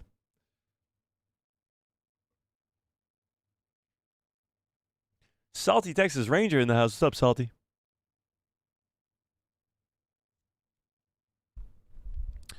Okay, where was I? Mike says, but Disney said they were considering making a spin-off of the Knights of Ren show to make Qimir a Ren and get left off as a spin-off show where the Acolyte Season 2 and Season 3 are coming. What? Where'd you see that? I don't know about that.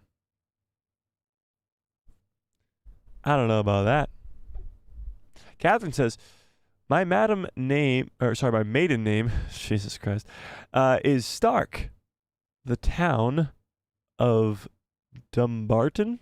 Sure. Stark, like Game of Thrones. Catherine Stark. Isn't that a character in Game of Thrones?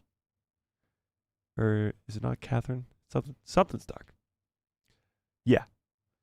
Kylo Ren's theme is just to rely on general theme of falling Jedis. I don't think so. Because there's other themes to indicate that, with, of course, Anakin's fall, the Order 66 stuff. Like, choosing Kylo Ren's theme is a specific reason. Because when you think Kylo Ren, you don't think fallen Jedi.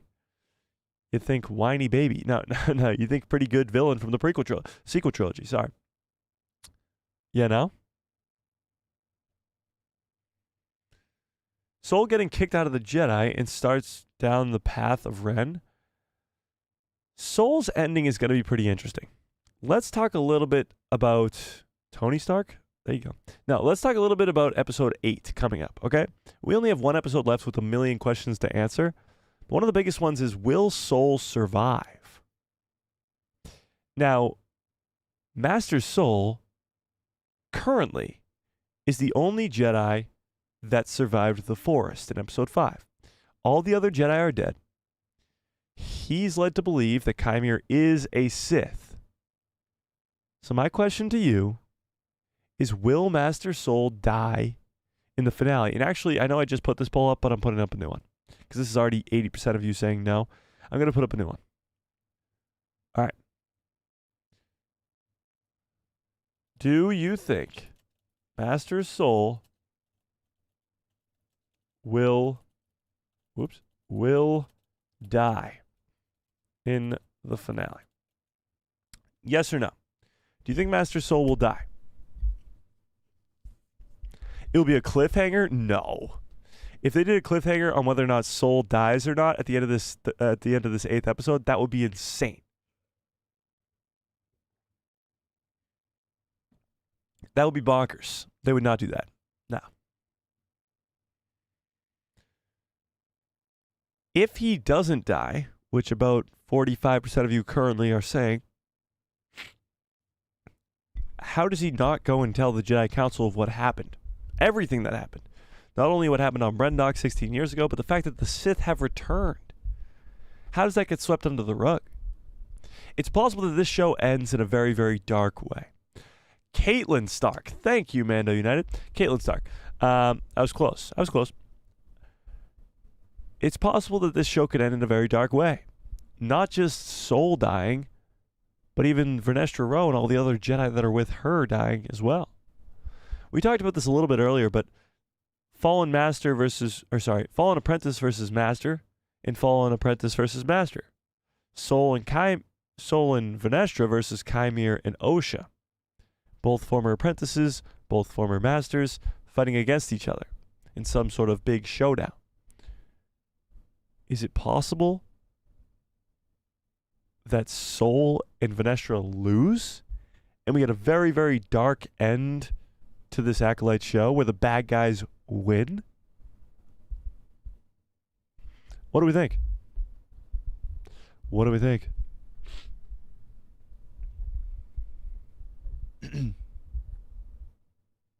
What do we think?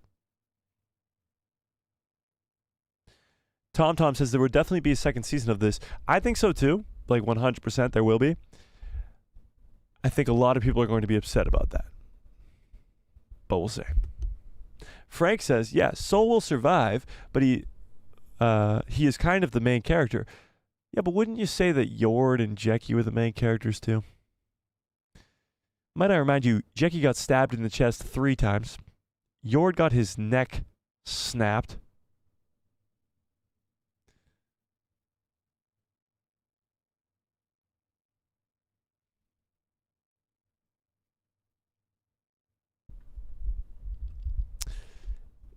Interesting thought.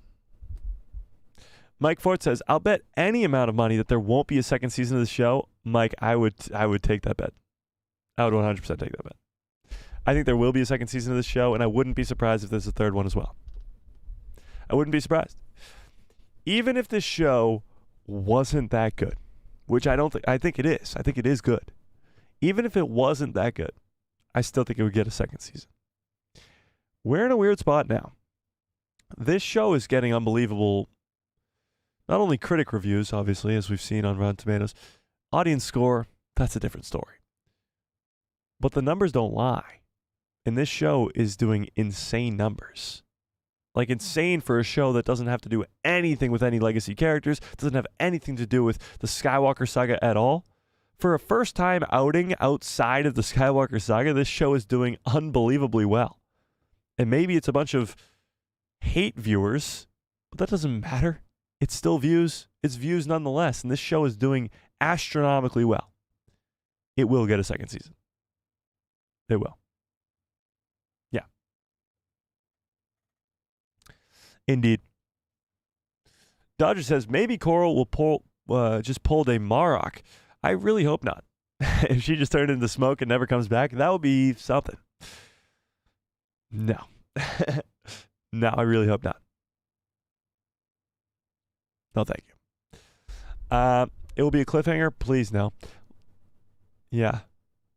The Sith take over Soul. That takeover Soul will kill him like Vader killed Anakin.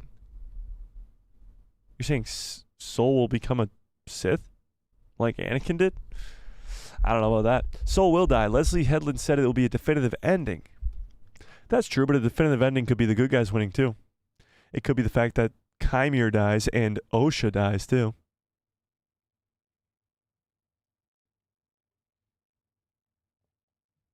Yeah. A definitive ending could just mean the twins both die. There's many ways to go about it. Jedi Journey says no, Soul will survive. Creates an antagonist character to continue fighting Qimir. Well, what if Qimir dies too? Could be a lot of death and a lot of intrigue. A lot of murder and a lot of intrigue in this finale of this Acolyte show for sure. Soul will save Osha. May hopefully dies, and Soul will indeed go into exile. So you think Soul will go into exile? He seems pretty adamant about going and telling the Jedi Order about what he did after all these years. I wonder if those things will change. He will go into exile because of what he did on Brendock, but that's not what he said at the end of at the beginning of episode 6. He actually said quite the opposite. He was going to go to the Jedi Council and confess to what he's done. All of these actions. Now, a lot can happen from then until the end of the show, where Soul can fight against his former apprentice and shit can go down. And maybe he dies, maybe he doesn't. But it seems like he's on the route of redemption, and at least going in front of the Jedi Council, and that will change everything. Soul will be the Acolyte? Now that would be a twist. In my opinion, Soul, Qimir, and May all die in the finale. Only Osha will survive and kneels before her Sith Master and credits. That would be pretty wild. If like Tenebris or Plagueis was the Sith Master and they show up and everybody dies except for Osha, that would be pretty wild. Master Soul will become Tenebris? I doubt it. Soul will die by the hands of the remaining Force users. Shall Acolyte? Oh, Osha is the Acolyte. Soul will die by the hand of the remaining Force user. Osha. So you think Osha's going to kill her former master? Osha still has a ways to go before she's killing Soul, in my opinion. I mean, Soul is the person she trusts the most throughout the entire first 4 or 5 episodes. So it would be very, very...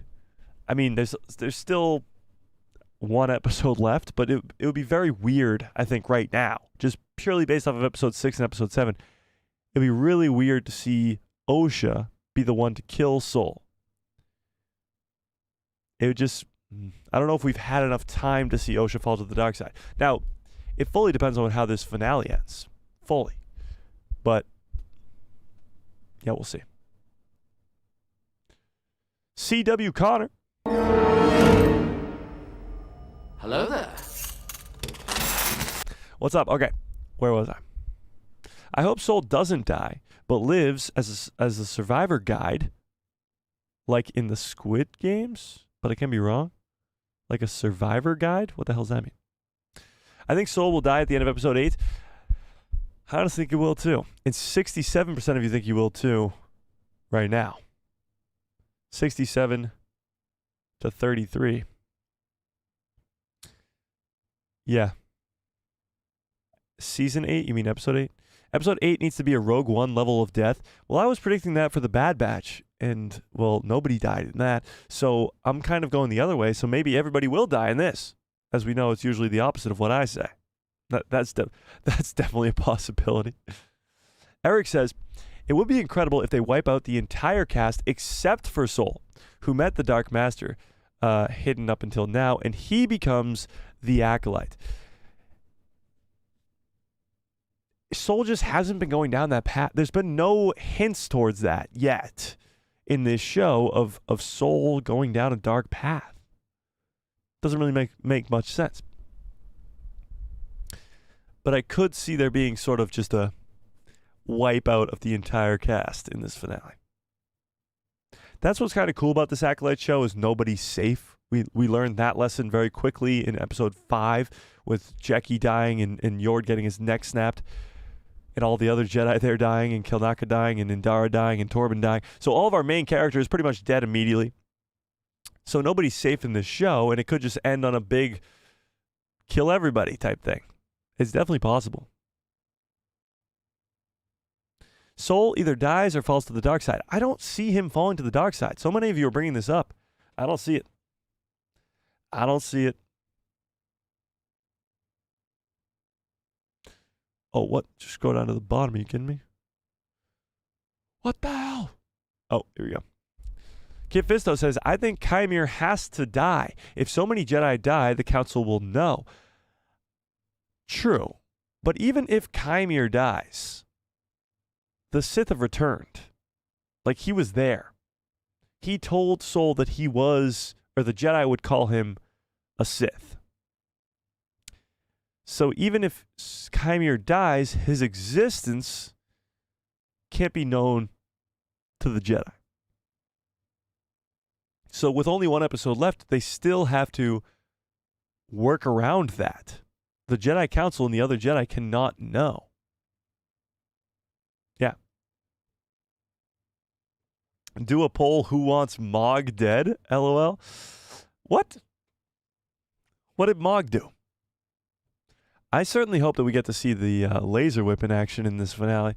And we just didn't get a tease towards that. Tom says, if it will be a cliffhanger, I shall mention it in all of your videos then. Okay. Deal. If you're right, you're right. Harrison says, he accepts his darkness and squads up with Qimir and Osha. Okay. Squad up. Vanestra's a secret Sith. I've heard that theory before, Salty. I don't like it.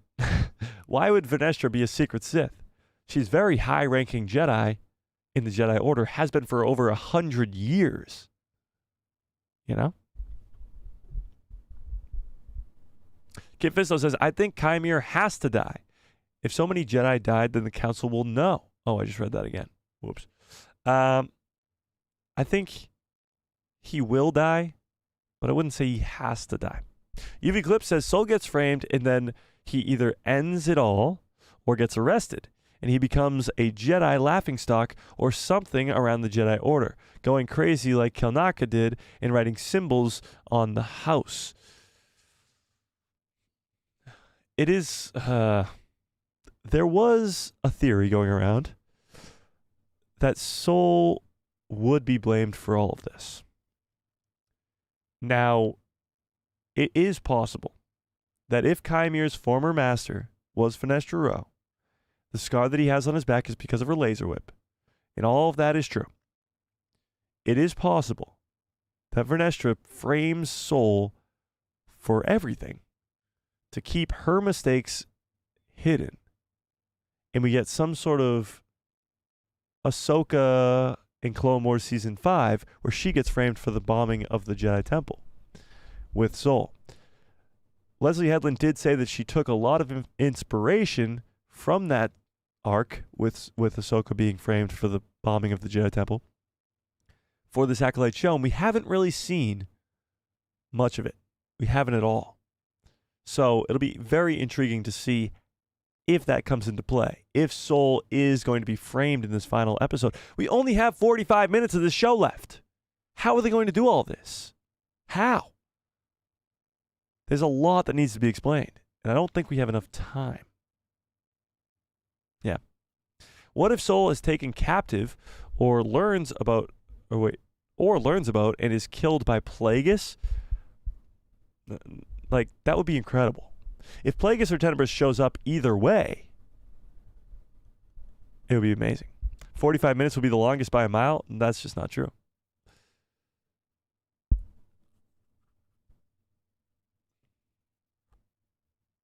Hang on.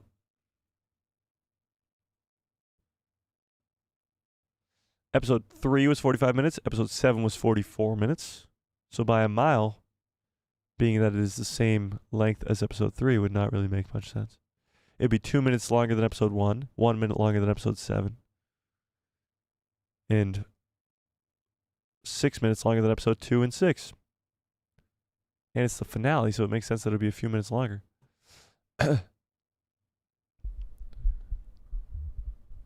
Bad guys must win or Sith won't prevail into the prequels. But the Sith we know of, Tenebrous and Plagueis, aren't involved in this. Am I counting credits? Well, yeah. That is the length of the show. Yeah. Lobo says, evil will always triumph because good is dumb? What? Okay. Soul will die. It will be a shocking death, surprising like Jecki or Yords. That's what's really cool going into this finale. We don't really know who will come out alive. And anything will be pretty damn surprising for sure, because we didn't expect those two to die. Like, we're still shocked about it. 3 weeks later, like, it's still crazy to see that they killed those characters, especially the way that they killed him. Snapping his neck like that was insane. So coming into this finale, we don't know what to expect, and we don't know how this is going to end. Yeah.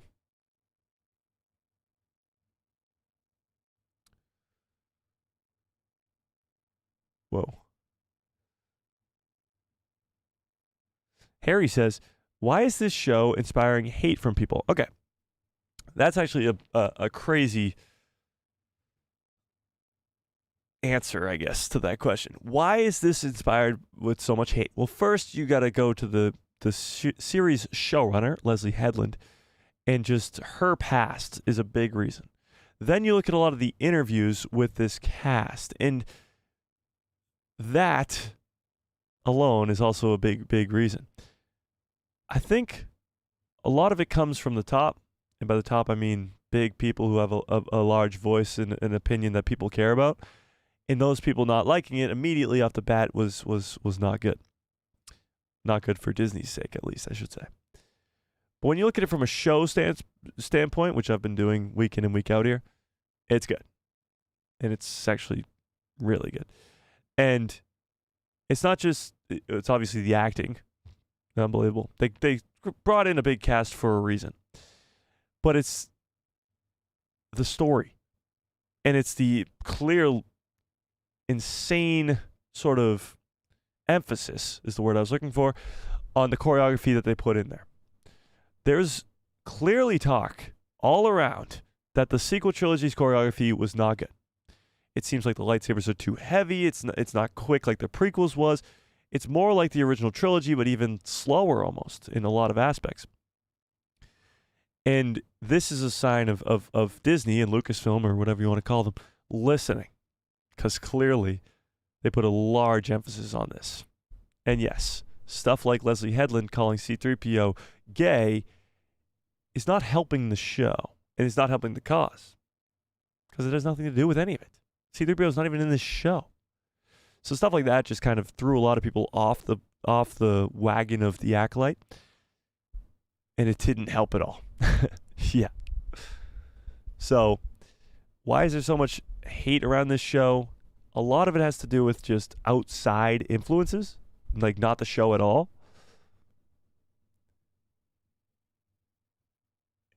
Yeah, I mean, that's pretty much it.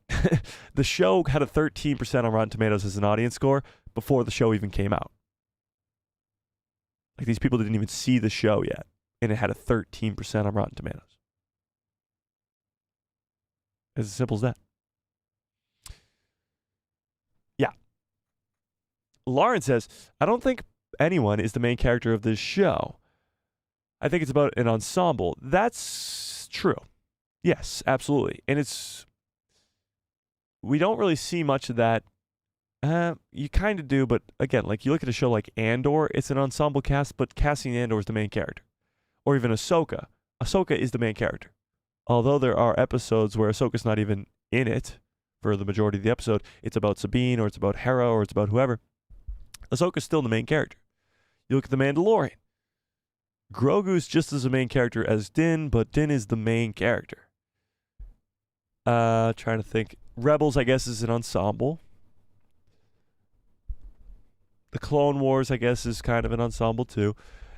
This show doesn't really have a main character. If I were to put a title of main character, it would be May and Osha, but the show's called The Acolyte. And May starts as the Acolyte, but she's not an Acolyte anymore. Yeah, I don't know. We'll see. Officer Murdoch, what's up? I appreciate you. Better late than never, indeed. Nobody cared about Yord and Jecki? Oh, yeah. You'd be surprised.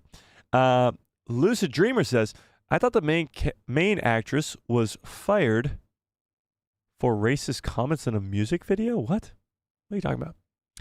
Mr. Simpson says, it was said this show was supposed to be about the Sith, and from the point of view that the Jedi are evil. I think that was sort of the rumor, that this was going to be a Sith-centered show. And it's not really Sith-centered, but the Sith are very prominent in this show, especially in a time period where they don't exist. Yeah. Indara took a butter knife to the heart. A butter knife? Like, really? What's the point of that? Osha and May are the virgins. No. That was kind of what she was explaining there.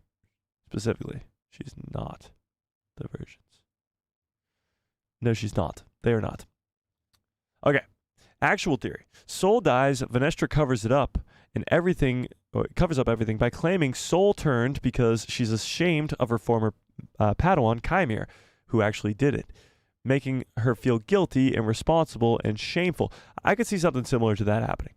If Soul dies, Vanestra has an easy out, because even Mog already thinks that Soul's the one who did it. It clearly points to him being a possible easy suspect, as he's a Jedi who is powerful enough to do something like that. Yeah. Indeed. The critics have given the show great ratings. Oh yeah, 100%. It's sort of the audience score that's the problem. What are the viewership numbers? Well, this show comes in second behind Kenobi. In its first, I believe it was first 2 weeks, something like that. First 8 days, maybe something. I forget what it was specifically, but it comes in second behind Kenobi. That means over The Mandalorian Season 1, Season 2, and Season 3.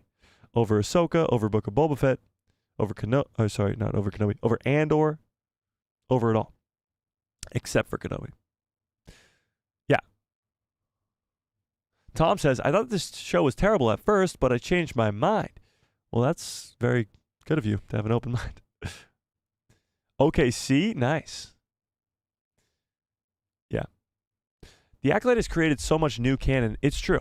It's created a lot of new stuff. It's established new stuff while also expanding on established lore. And that's what's really cool. For sure. They didn't put enough advertising behind Andor, which was a shame. I actually agree with that. I remember when Andor was coming out, I was like, a lot of normie fans are going to struggle to get into this show purely because it's Andor. It's Cassian Andor. It's a spin-off of a spin-off. Because Rogue One is a spin-off movie, and Andor's a spin-off of that. But they didn't really advertise it that well. I agree. They didn't do that very well. Did Ahsoka get the second season because it was so good? Yeah. Ahsoka has a second season. For sure. Christoph says, I'm not a hate viewer because I'm not even watching it. Well, there you go, Christoph. Chris says, I think Vernestra will be involved big time in this finale and maybe the one who is responsible for Soul's death. Wow, Vernestra's the one who kills Soul? That would be a twist. She is desperately in need of hiding certain things from the Senate now that the Order is being investigated. That is true. Chris brings up a great point. In episode 6, it's established that the Jedi Order is being investigated. So the Jedi Order is in a weird spot here where they don't want anything to be sort of brought up. And I could easily see them framing Soul for all of this.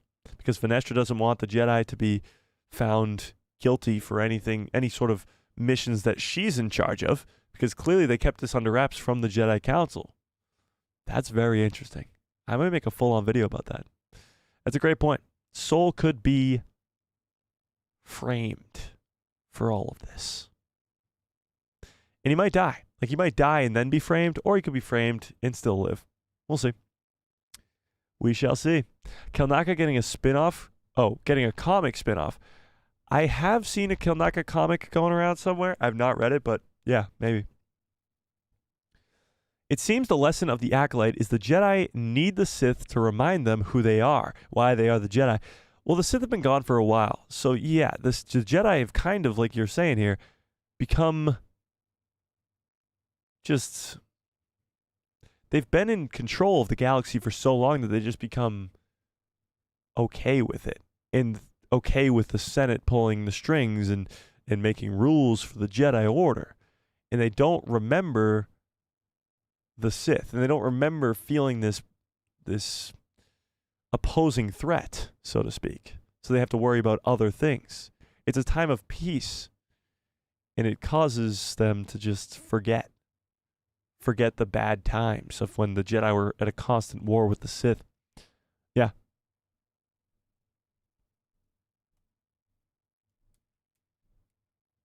Kit Fisto says, Mike, I think Koril is coming back. There's a reason that the flashbacks are in episode 7 instead of earlier. I think they are setting up for the finale. That is true. They could be setting up for the finale with that 7th episode, and Koril being alive still would be a very good reason for that. Yeah. Rotten Tomatoes even took down the audience score for a while. That's true, Mike, because the show hadn't even come out yet. That was a few days before the show even released, and they took it down because it doesn't even make sense why there would be an audience score when the audience hasn't seen it yet.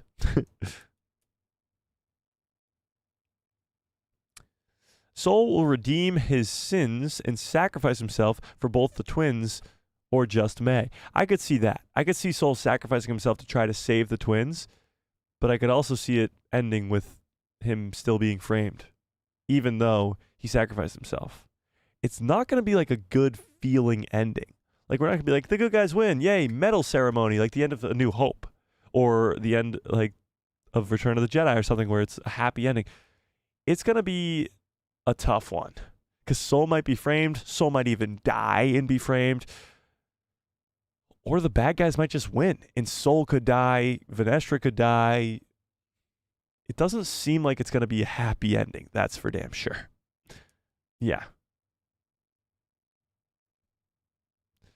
Okay, that's...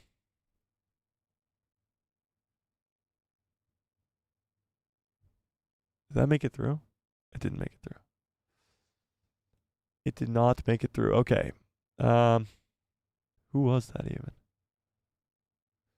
Who was it? Brandon Baker, are you in the chat right now? Brandon, shout out Brandon. Brandon, are you there?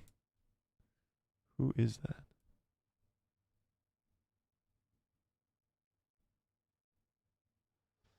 Yep. Put time out. Goodbye. Brandon, you there? Brandon. Earth to Brandon. Okay, that was just somebody annoying in the chat. That's my fault. That's my fault. Okay. Yeah, we just got rid of him. Bye-bye. Bye-bye. Okay. Brandon's here. Let's do this. Brandon.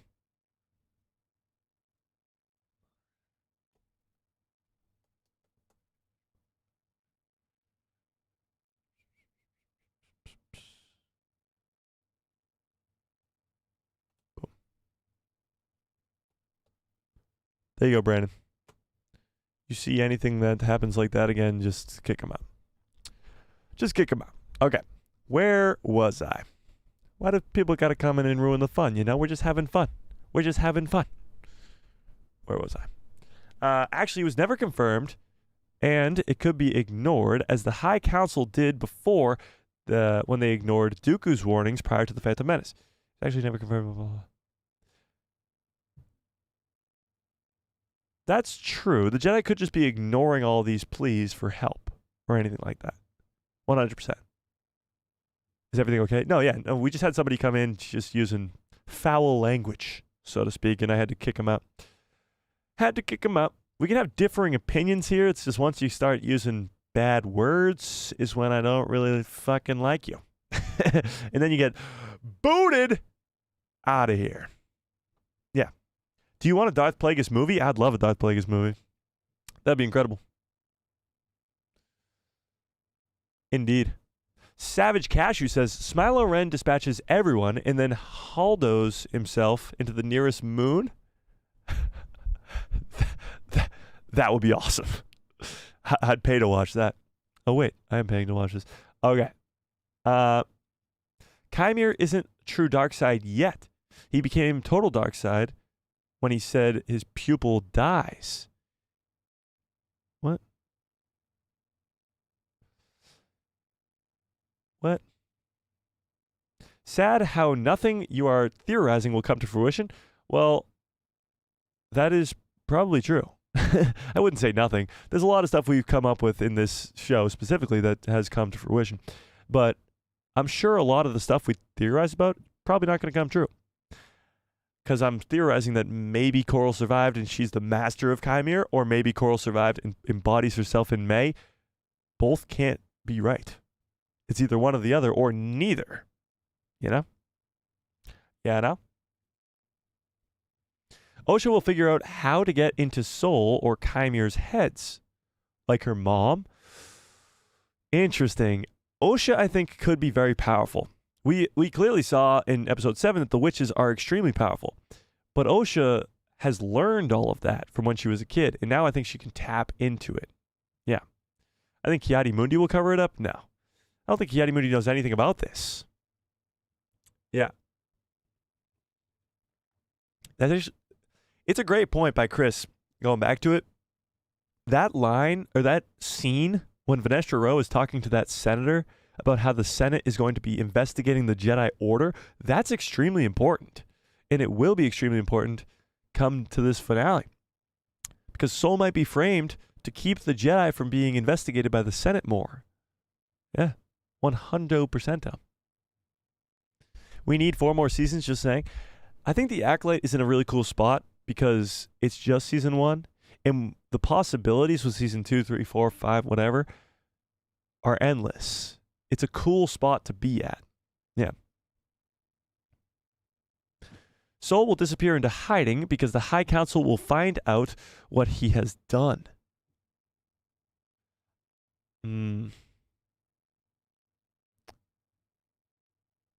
Maybe. How would they find out, though, if he didn't tell them? Interesting. It's not the Jedi way to frame people, that's true. But Vanestra's a little bit of a sketchy Jedi, if you ask me. And Ahsoka, when she was framed, was also framed by a former Jedi. At the time, it was Barazafi. She eventually leaves the Jedi Order, or I guess gets forced out because she gets put into prison for life. And then she joins the Inquisitors like we saw in Tales of the Empire. But she eventually decides that she's not that evil and becomes a healer in the end. So she was a Jedi, and Vanestra is also a Jedi. We could be seeing something very similar going on there. So it may not be the Jedi way to frame people, but some Jedi are not the same way. Soul kills Vanestra. Thoughts? I don't know if Sol would do that. Why would Sol have the urge to kill Vernestra? It was established very early on in this show that Vernestra and Sol have been friends for quite a while, and I think that's on purpose. And it was established right off the bat that Vernestra is trying to keep everything a secret. When she's talking to Sol, everything's a secret. They're whispering, they're looking around, making sure nobody's listening to them. It's weird. Yeah.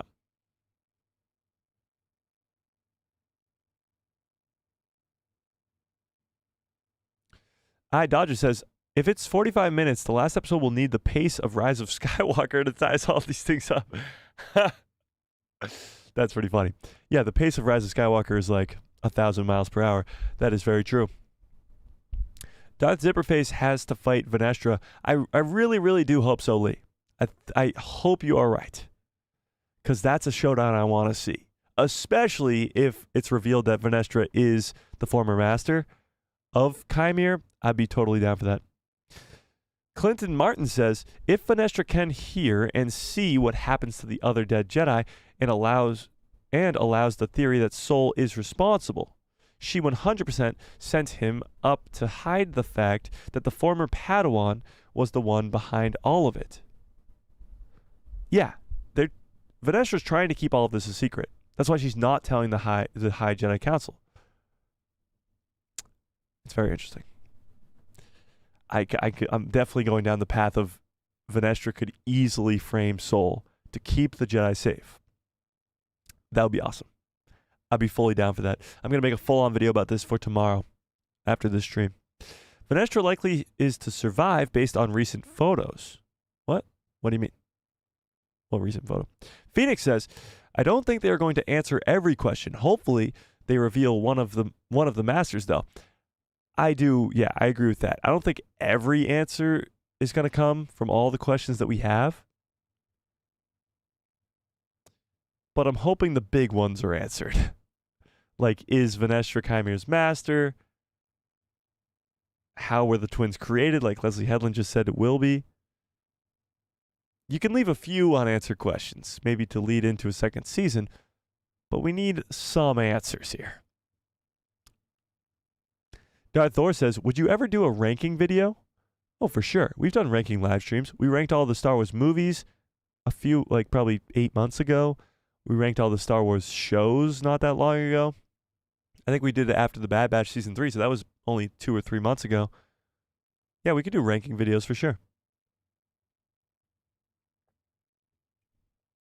I love doing ranking videos. God of Fate says, I think power of one, two, and many means their goal is to merge into one powerful witch like Gogeta? I believe that's a reference to an anime, and I want to say Dragon Ball Z, but I don't want to be wrong, so I'm not going to. But I've not watched many animes in my lifetime. But I agree with you. I think the Ascension ceremony was Dragon Ball Z. Thank you. Okay, well, I was right. Even though I've never seen it, I was still right. I do think that the Ascension ceremony was to combine these two girls into one. For sure. I think it was. Yeah. The High Council itself might decide to keep this a secret and not tell Ki-Adi-Mundi. That is also a possibility that we were talking about a few weeks ago, that the High Jedi Council themselves could just be like, look, we don't want the Sith to be back. And if Qimir dies, they'll be like, we dealt with him. He's gone. And that would explain why Yoda and Windu share that look at the end of The Phantom Menace. They're like, we know what's going on here. Yeah. Has anyone seen the new Captain America teaser? I did. I thought it looked pretty good. I'm holding out my hopes for a little bit. I've heard things. They're refilming the whole thing. It looks good. It does. Red Hulk is always great. Just a little bit more cautious when it comes to Marvel these days. Yeah.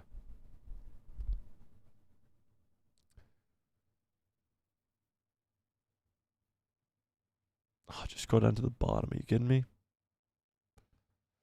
The Power of Two song should not be at the end of a Star Wars show. Never have a pop song like that. It just doesn't fit. I honestly, again, I've only watched the episode a few times, and I never watched the credits. I'm going to watch the credits tonight and see how I feel about it. I've heard it go very different ways. Some people really like the song. Some people really don't like the song. I haven't heard the song yet, so I'm going to go in with an open mind. I don't think I'm going to like the song. I think I'm going to agree with you, Clinton. I think it's just not a place for it. But I also hated the Boba Fett song. I loved it when it was like dum dum dum dum dum dum dum dum dum dum dum. I liked it when it was that, but when they turned it into Boba Fett, Boba, I hated that. Hated that. So I don't know. We'll see how it hits me. Yeah. Yeah. It's true. I don't remember any advertisements for Andor. I know, it was weird. Andor didn't really get the advertisements. But when you I guess there's a lot of advertisements for the Acolyte right now. True. I don't know why they didn't do that. I hope season 2 focuses on Tenebrous training Plagueis. That would be incredible. Like, amazing. Imagine how cool that would be. That'd be awesome. The end credits for the 7th episode was banger, especially when the violin started to play. See, there you go. Some people really, really liked the song at the end of episode 7, and some people really, really didn't. They felt it was very out of place and shouldn't have been there. But I guess it's just kind of a opinion thing, you know?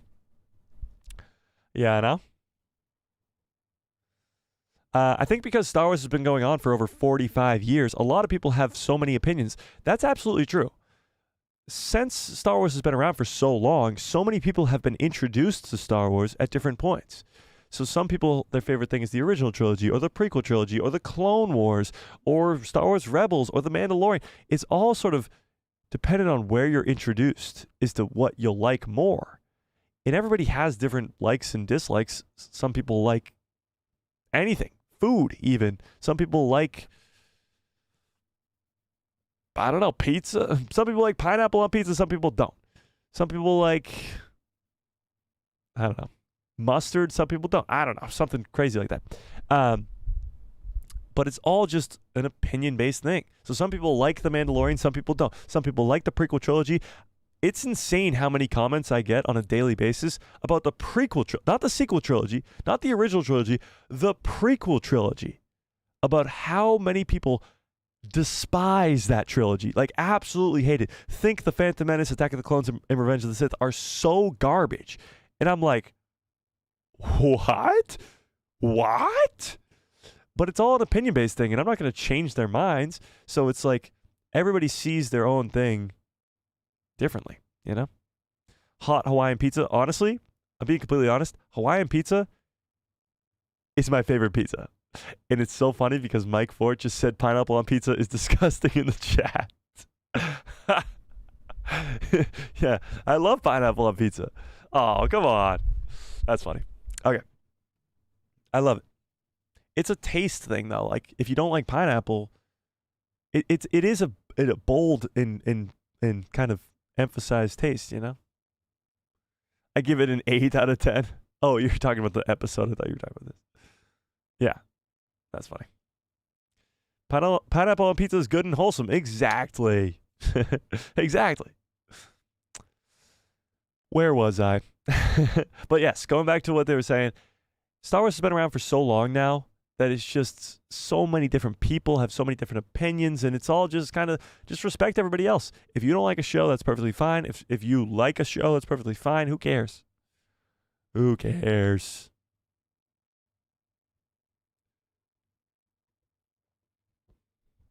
It's hard to watch any Star Wars show that isn't centered around Force users, or at least Mandalorians. I disagree to an extent. I do love the Force. I do love lightsabers. Mandalorians are great. But, like, Andor's good. No, Andor's great. So, it's kind of neglecting my point. I think Star Wars is the Force. It is Jedi and Sith, and all that connection. But even shows like Andor can exist in Star Wars, and it's still freaking good. So, I don't know. It's so cool because it's a galaxy that's so vast and so wide that stories can be told anywhere. And they don't have to involve Force users and Mandalorians. They can still be really good. Yeah. Qimir could be the secret apprentice of Tenebrous that Plagueis killed before killing Tenebrous. I think it would be more likely, I do like the theory, that this is the apprentice to Tenebris before Plagueis. But Plagueis doesn't kill him. He gets killed by Sol and Venestra or whomever. Maybe Osha and May even. And then Tenebris needs a new apprentice, and he goes and gets Plagueis. Yeah. George says, it's going to be Sol versus Venestra at the end, and they will both die. Interesting. In the 7th episode, it's mentioned that May and Osha are represented as one consciousness, split into two bodies. Osha the light and May the dark. Isn't it a reference to what happens with Revan in the Star Wars Old Republic? Yes and no. I mean, it's a parallel to that character of Darth Revan, of course. But it's not like a reference to that character, if that makes sense. Yes, May and Osha are sort of a split of one consciousness, as they explained in the last episode. Their stats or midichlorian count and all that other stuff are exactly the same, and that's almost nearly impossible unless they're from the same consciousness. But it also explains that the witches weren't really able to create the girls the way that they wanted to. I'm sure they wanted one being, and they got two instead. Yeah.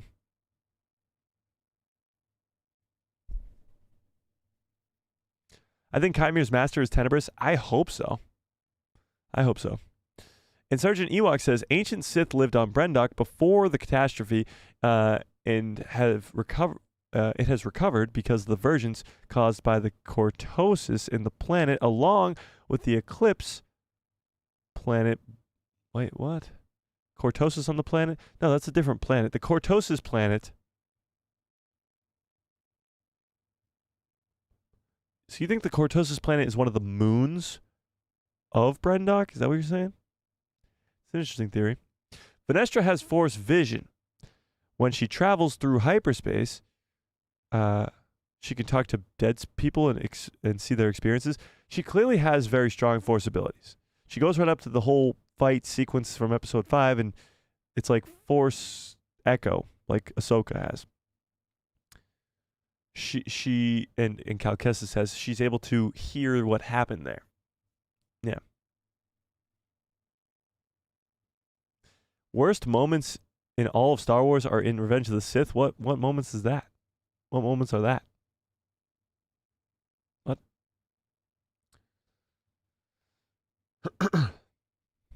Melissa says, some people think that when they are right... Some people think that they have the right opinion. Hang on. Let me try one more time. Some people think that they have a right, to their own opinion to trash, even though they don't like Star Wars or sci-fi. But it's dumb commenting on what you don't even like. True. Just don't watch it. I agree with that. I think there's a difference between not liking something and then shitting on somebody for liking something. You can not like something and then tell people that you don't like it and why you don't like it. But to shit on somebody for liking it is a completely different action. It's a completely different thing. Yeah.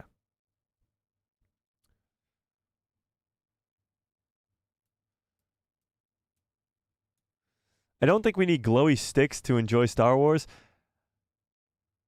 I would say you don't need it, but I think they help. I think they help. But no, I agree. You don't need it. Does Koril have Sith yellow eyes? I think those are just Zabrakian eyes, just because she's a Zabrak. I don't think they're Sith colored eyes, but yeah, they're definitely weird colored. Indeed. Venestra's traveling through hyperspace and gets a Force vision of the Chosen One. Cue Darth Vader theme. That would be cool. I do think that Venestra Rowe is going to get killed. She's been around for over 100 years, and she could technically probably live for another 100, but she's probably going to die in this show.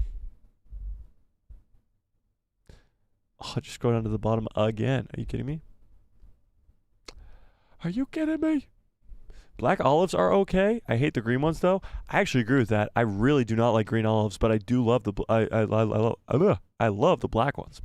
That's true. Mushrooms and olives are my go-to for toppings for pizza. All right, we've completely gone off the rails. What is your favorite pizza topping? Throw it in the chat. Favorite pizza topping?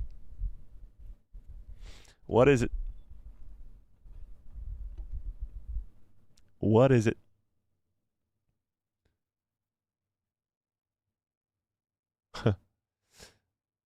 I predict OSHA and May become one. I don't know if they'll become one, but I think they'll work together as one.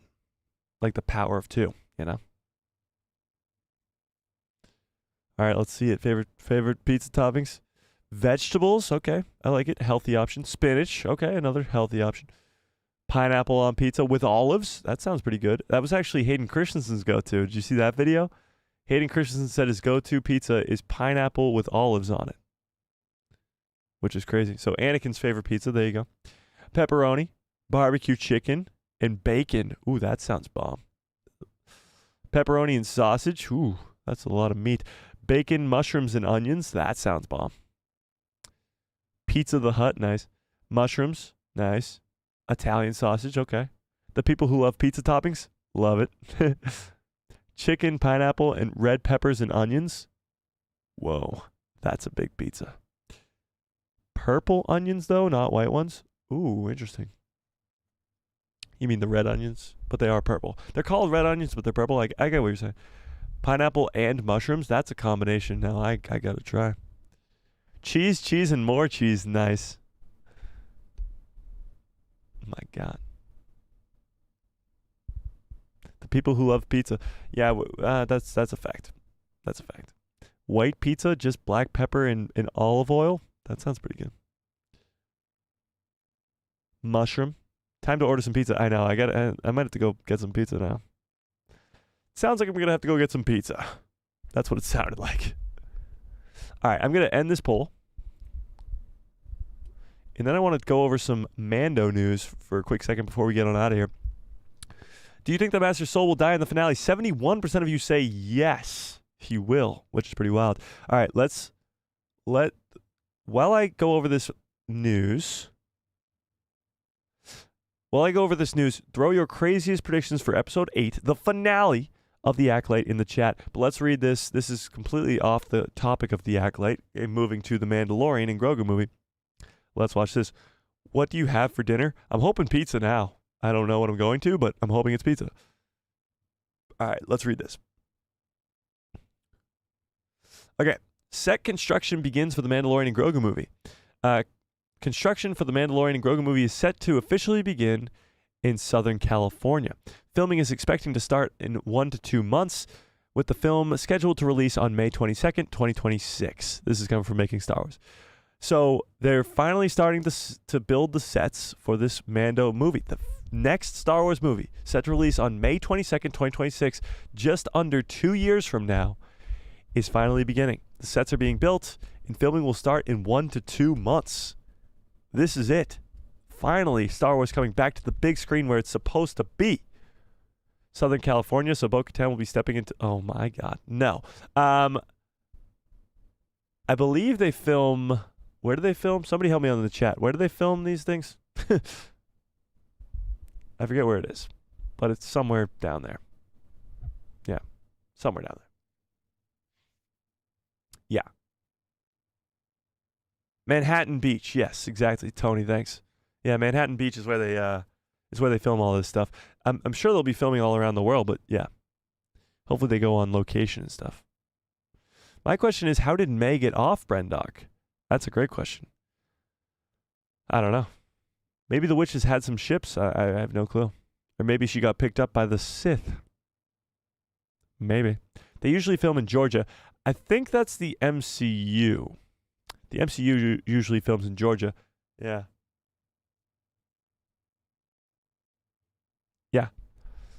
I'm hoping Luke will be in the Mandalorian and Grogu movie. I have really high hopes for this Mando and Grogu movie. I really do. I hope it's going to be amazing. I don't know if I'm hoping it is. Yeah. Oh, it's just the MCU. Maybe it's all Disney, but I'm pretty sure a lot of Star Wars stuff is filmed on Manhattan Beach. Yeah. In California. Yeah. New Zealand. That's where Lord of the Rings is filmed. But yeah, that's the Mando and Grogu movie news. Not much to it, but just it's finally starting. It's finally starting. Okay, Harrison says, I do think that Brendock is an old Cortosis mine, and the vergence was opened up and made stronger for an opening in the ground. I don't think so. I don't think the vergence has anything to do with Cortosis. No. Qimir is actually Darth Venomous, the secret apprentice to Tenebris, who kills Plagueis. Oh, who Plagueis kills. Yes, that makes more sense. I'd be down for that. I'd be definitely down for that. I think Qimir is just bound to die. That's kind of where we're at. If it's not at the end of season 1, he's bound to die at some point, whether it's to Plagueis or whomever. Yeah. Pedro, yep, Pedro's coming back. Pedro's been a busy guy. Did you guys see the Gladiator 2 trailer? He's going to be in that. He's now going to be Mr. Fantastic in the MCU and as the Fantastic Four, Reed Richards. And yeah, he's doing some other stuff too, and now he's coming in for the Mando and Grogu movie. For sure. Mr. Simpson said Venestra might get a vision in hyperspace and misinterpret it. This show has a theme of the Jedi mistakenly using their powers from their limited point of view. That's true. That is true. That'd be kind of cool. Anna Williams says, I think she is still alive. I just wish that we could get a little more background on the witches. I'd be down for that too, and I think you are very far behind, but that's okay. You'll catch up eventually.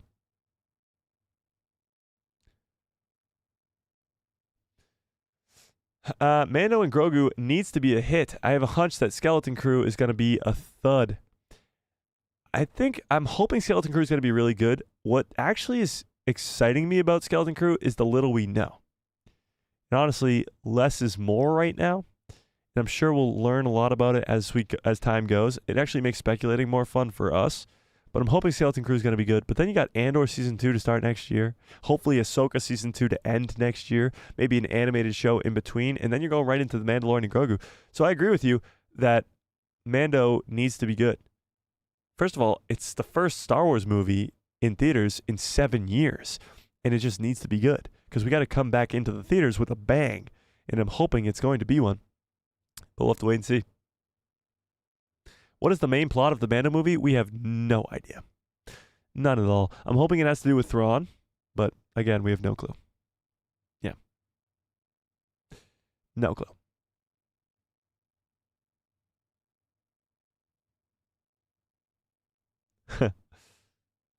Eric says, Soul breaks emotionally when something wipes out the Jedi, the Dark users. Alone, he meets a new dark side character who comforts him. Accept your emotions, and they leave and walk away. Soul is very emotional, I'll give you that. That's his sort of one key to he could fall to the dark side, but he's just so Jedi, for lack of a better word, that it just makes more sense to me, you know?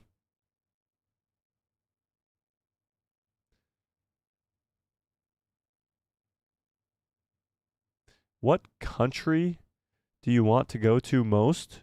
Like in the world? Ooh, that's tough. What country do I want to go to the most? Huh.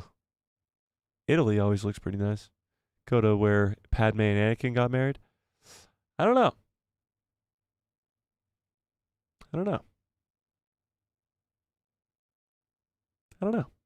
Oh yeah, go back to the Mandalorian and Grogu. One of the biggest goals of this channel is by that time, by 2 years from now, to have enough people, at least in my area, or enough people who want to come, to rent out an entire movie theater to just have Star Wars fans. Just the people who love Star Wars in the same movie theater, watching Star Wars together on the big screen. That would be awesome. So that's the goal of mine. That's the goal of mine for sure, to get to that point where we have enough people who want to do that and be able to rent out an entire theater, get you guys all out here and watch it together. Because I don't want to be in a theater with people who don't care, or people who are just like, Star Wars, I want the people who love Star Wars all in the same spot watching Mando and Grogu. That's what I want. That's what I need. Yeah. Japan would be cool too. Philippines, you're going to the Philippines? That sounds awesome. That sounds cool. Okay, where was I? Fearless says, the only time I want to see Luke again in any other show or movie is when he is having a heart-to-heart with his father, Anakin, as a Force ghost. I do want to see more Luke, but that would be awesome. I'd love for a Luke animated show. Multiple seasons like Clone Wars or Rebels, animated show, get to see his Jedi Temple. That's what I want. The Gladiator 2 trailer was horrid. Honestly, Mike, I didn't watch it. I watched pieces of it. I haven't watched Gladiator in years, so I would want to rewatch the first one first, and then, but I don't know. I didn't see it. I'm excited for season 2 of Rings of Power. Loved the first one. Lee, I agree. Okay, I'm not the biggest Lord of the Rings fan. I'm a fan of the franchise, and I know a lot of Tolkien fans, like really hardcore Tolkien fans, didn't like Rings of Power. I liked Rings of Power. I liked it quite a bit. Visually, it was stunning. The big twist at the end, I didn't see coming. I thought it was really good. But that's just me. And what do I know about Lord of the Rings anyway? You know?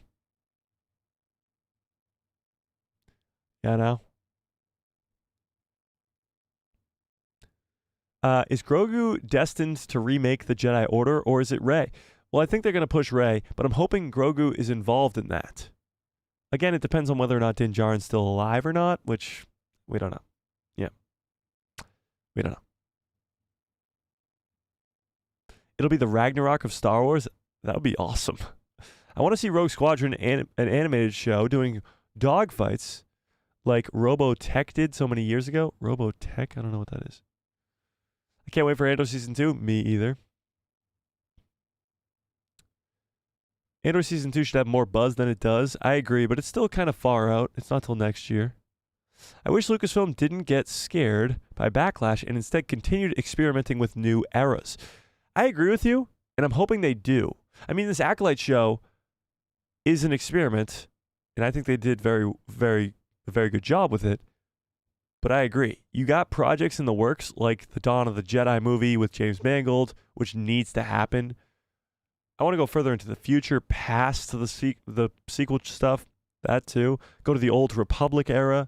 Like, yeah, I completely agree. We got to take some risks. Take some risks, for sure. Sol is too remorseful for his past mistakes for him to fall hard to the dark side and Sith up, LOL. I agree with that. I don't think Sol will fall, but he is a very emotional Jedi. Indeed. That would be awesome. Oh, for the people who love to travel, indeed. Oh, for the all watching the Mandalorian and Grogu movie together in a theater. What city would that be in? It would probably be in and around Boston, Massachusetts. Yeah. What is the meaning of a yellow lightsaber? Well, it's a little bit different during the time periods. Because now in the Acolyte and the High Republic novels, there's kind of a different explanation to it when, by the time of the prequel trilogy, the only people who used them were the Jedi Temple guards. So it's a little bit different. Yeah.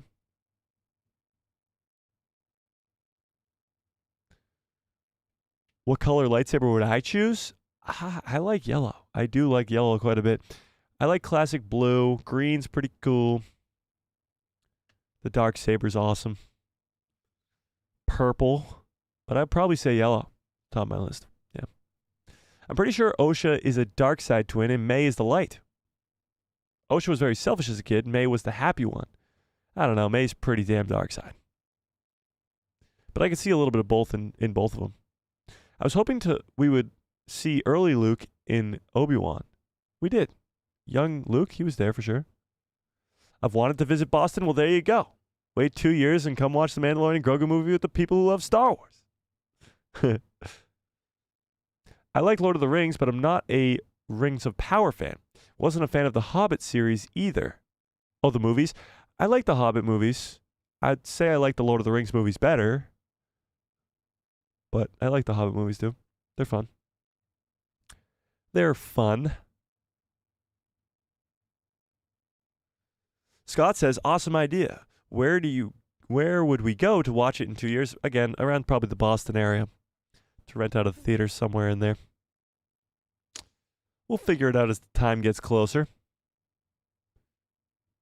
You know? You don't know Robotech? It's a great community for you to do the first time watch of classic series. It's worth it. All right, I gotta look it up after for sure. Oh, if you guys are not yet in the Discord, there's a link in the description below to a Discord called The People Who Love Star Wars. Go join that Discord right now. But yeah, purple lightsabers are used too much. They represent balance or confusion. I don't know about used too much. There's very rarely purple lightsabers. You know? But you know who does have a purple lightsaber? Vanestra Rome. You know who might be confused a little bit there? Vanestra Rome. There's footage on Reddit of episode 8. No spoilers in the chat, please. That's a bummer. I don't like it when stuff like that happens. We don't want the show. We want to wait and see it, you know? All right, on that, JFK Museum is in Boston. I've honestly never been, but that sounds cool. Interesting. Huh. But hey, you've been in 5,000 movies. You get the call. What are you talking about? Oh, yeah, Samuel L. Jackson wanted the purple one. That's true. That's true. I like Ahsoka's white lightsabers. That's true, too. Those are great.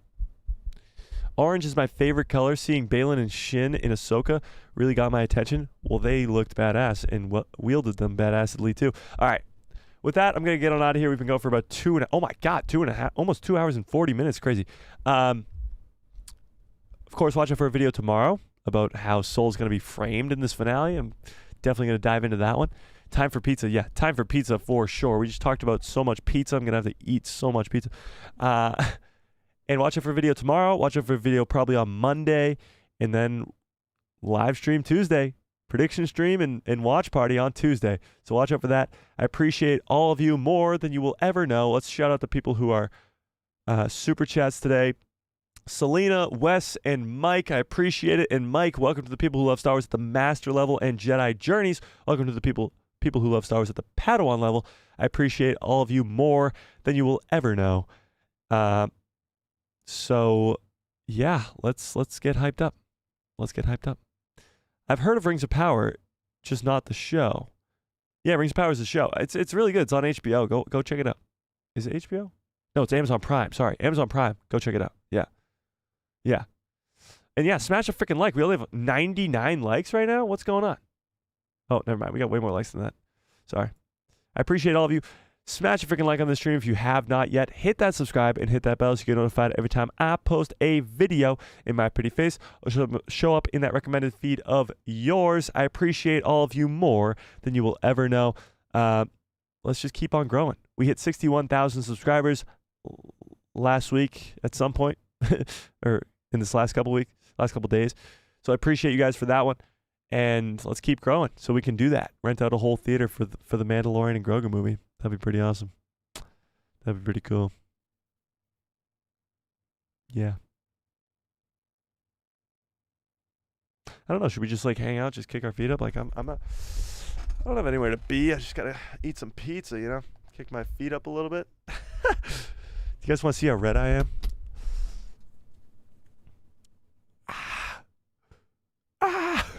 Okay. It felt like the stream was 10 hours long, while also just kind of not feeling as long at all. Okay. All right. I'm going to get on out of here. You guys are the absolute best. Smash up. Oh, wow. $2 holla from Kai. I appreciate that quite a bit, Kai. Says excellent stream. I appreciate it. You know I really do. All right. I'm going to get on out of here. I appreciate all you guys. Sunscreen up. Don't forget the sunscreen. Take me as a lesson. Don't make the same mistakes I made. Wear sunscreen if you're going in the sun. I'm going to turn into Darth Maul real quick. All right. I appreciate you all. Keep the conversation going in the Discord. I'll be in there. Smash a like on the stream. Hit subscribe and hit that bell so you get notified every time I post a video in my pretty face. I'll show up the recommended feed of yours. And may the Force be with you. Always.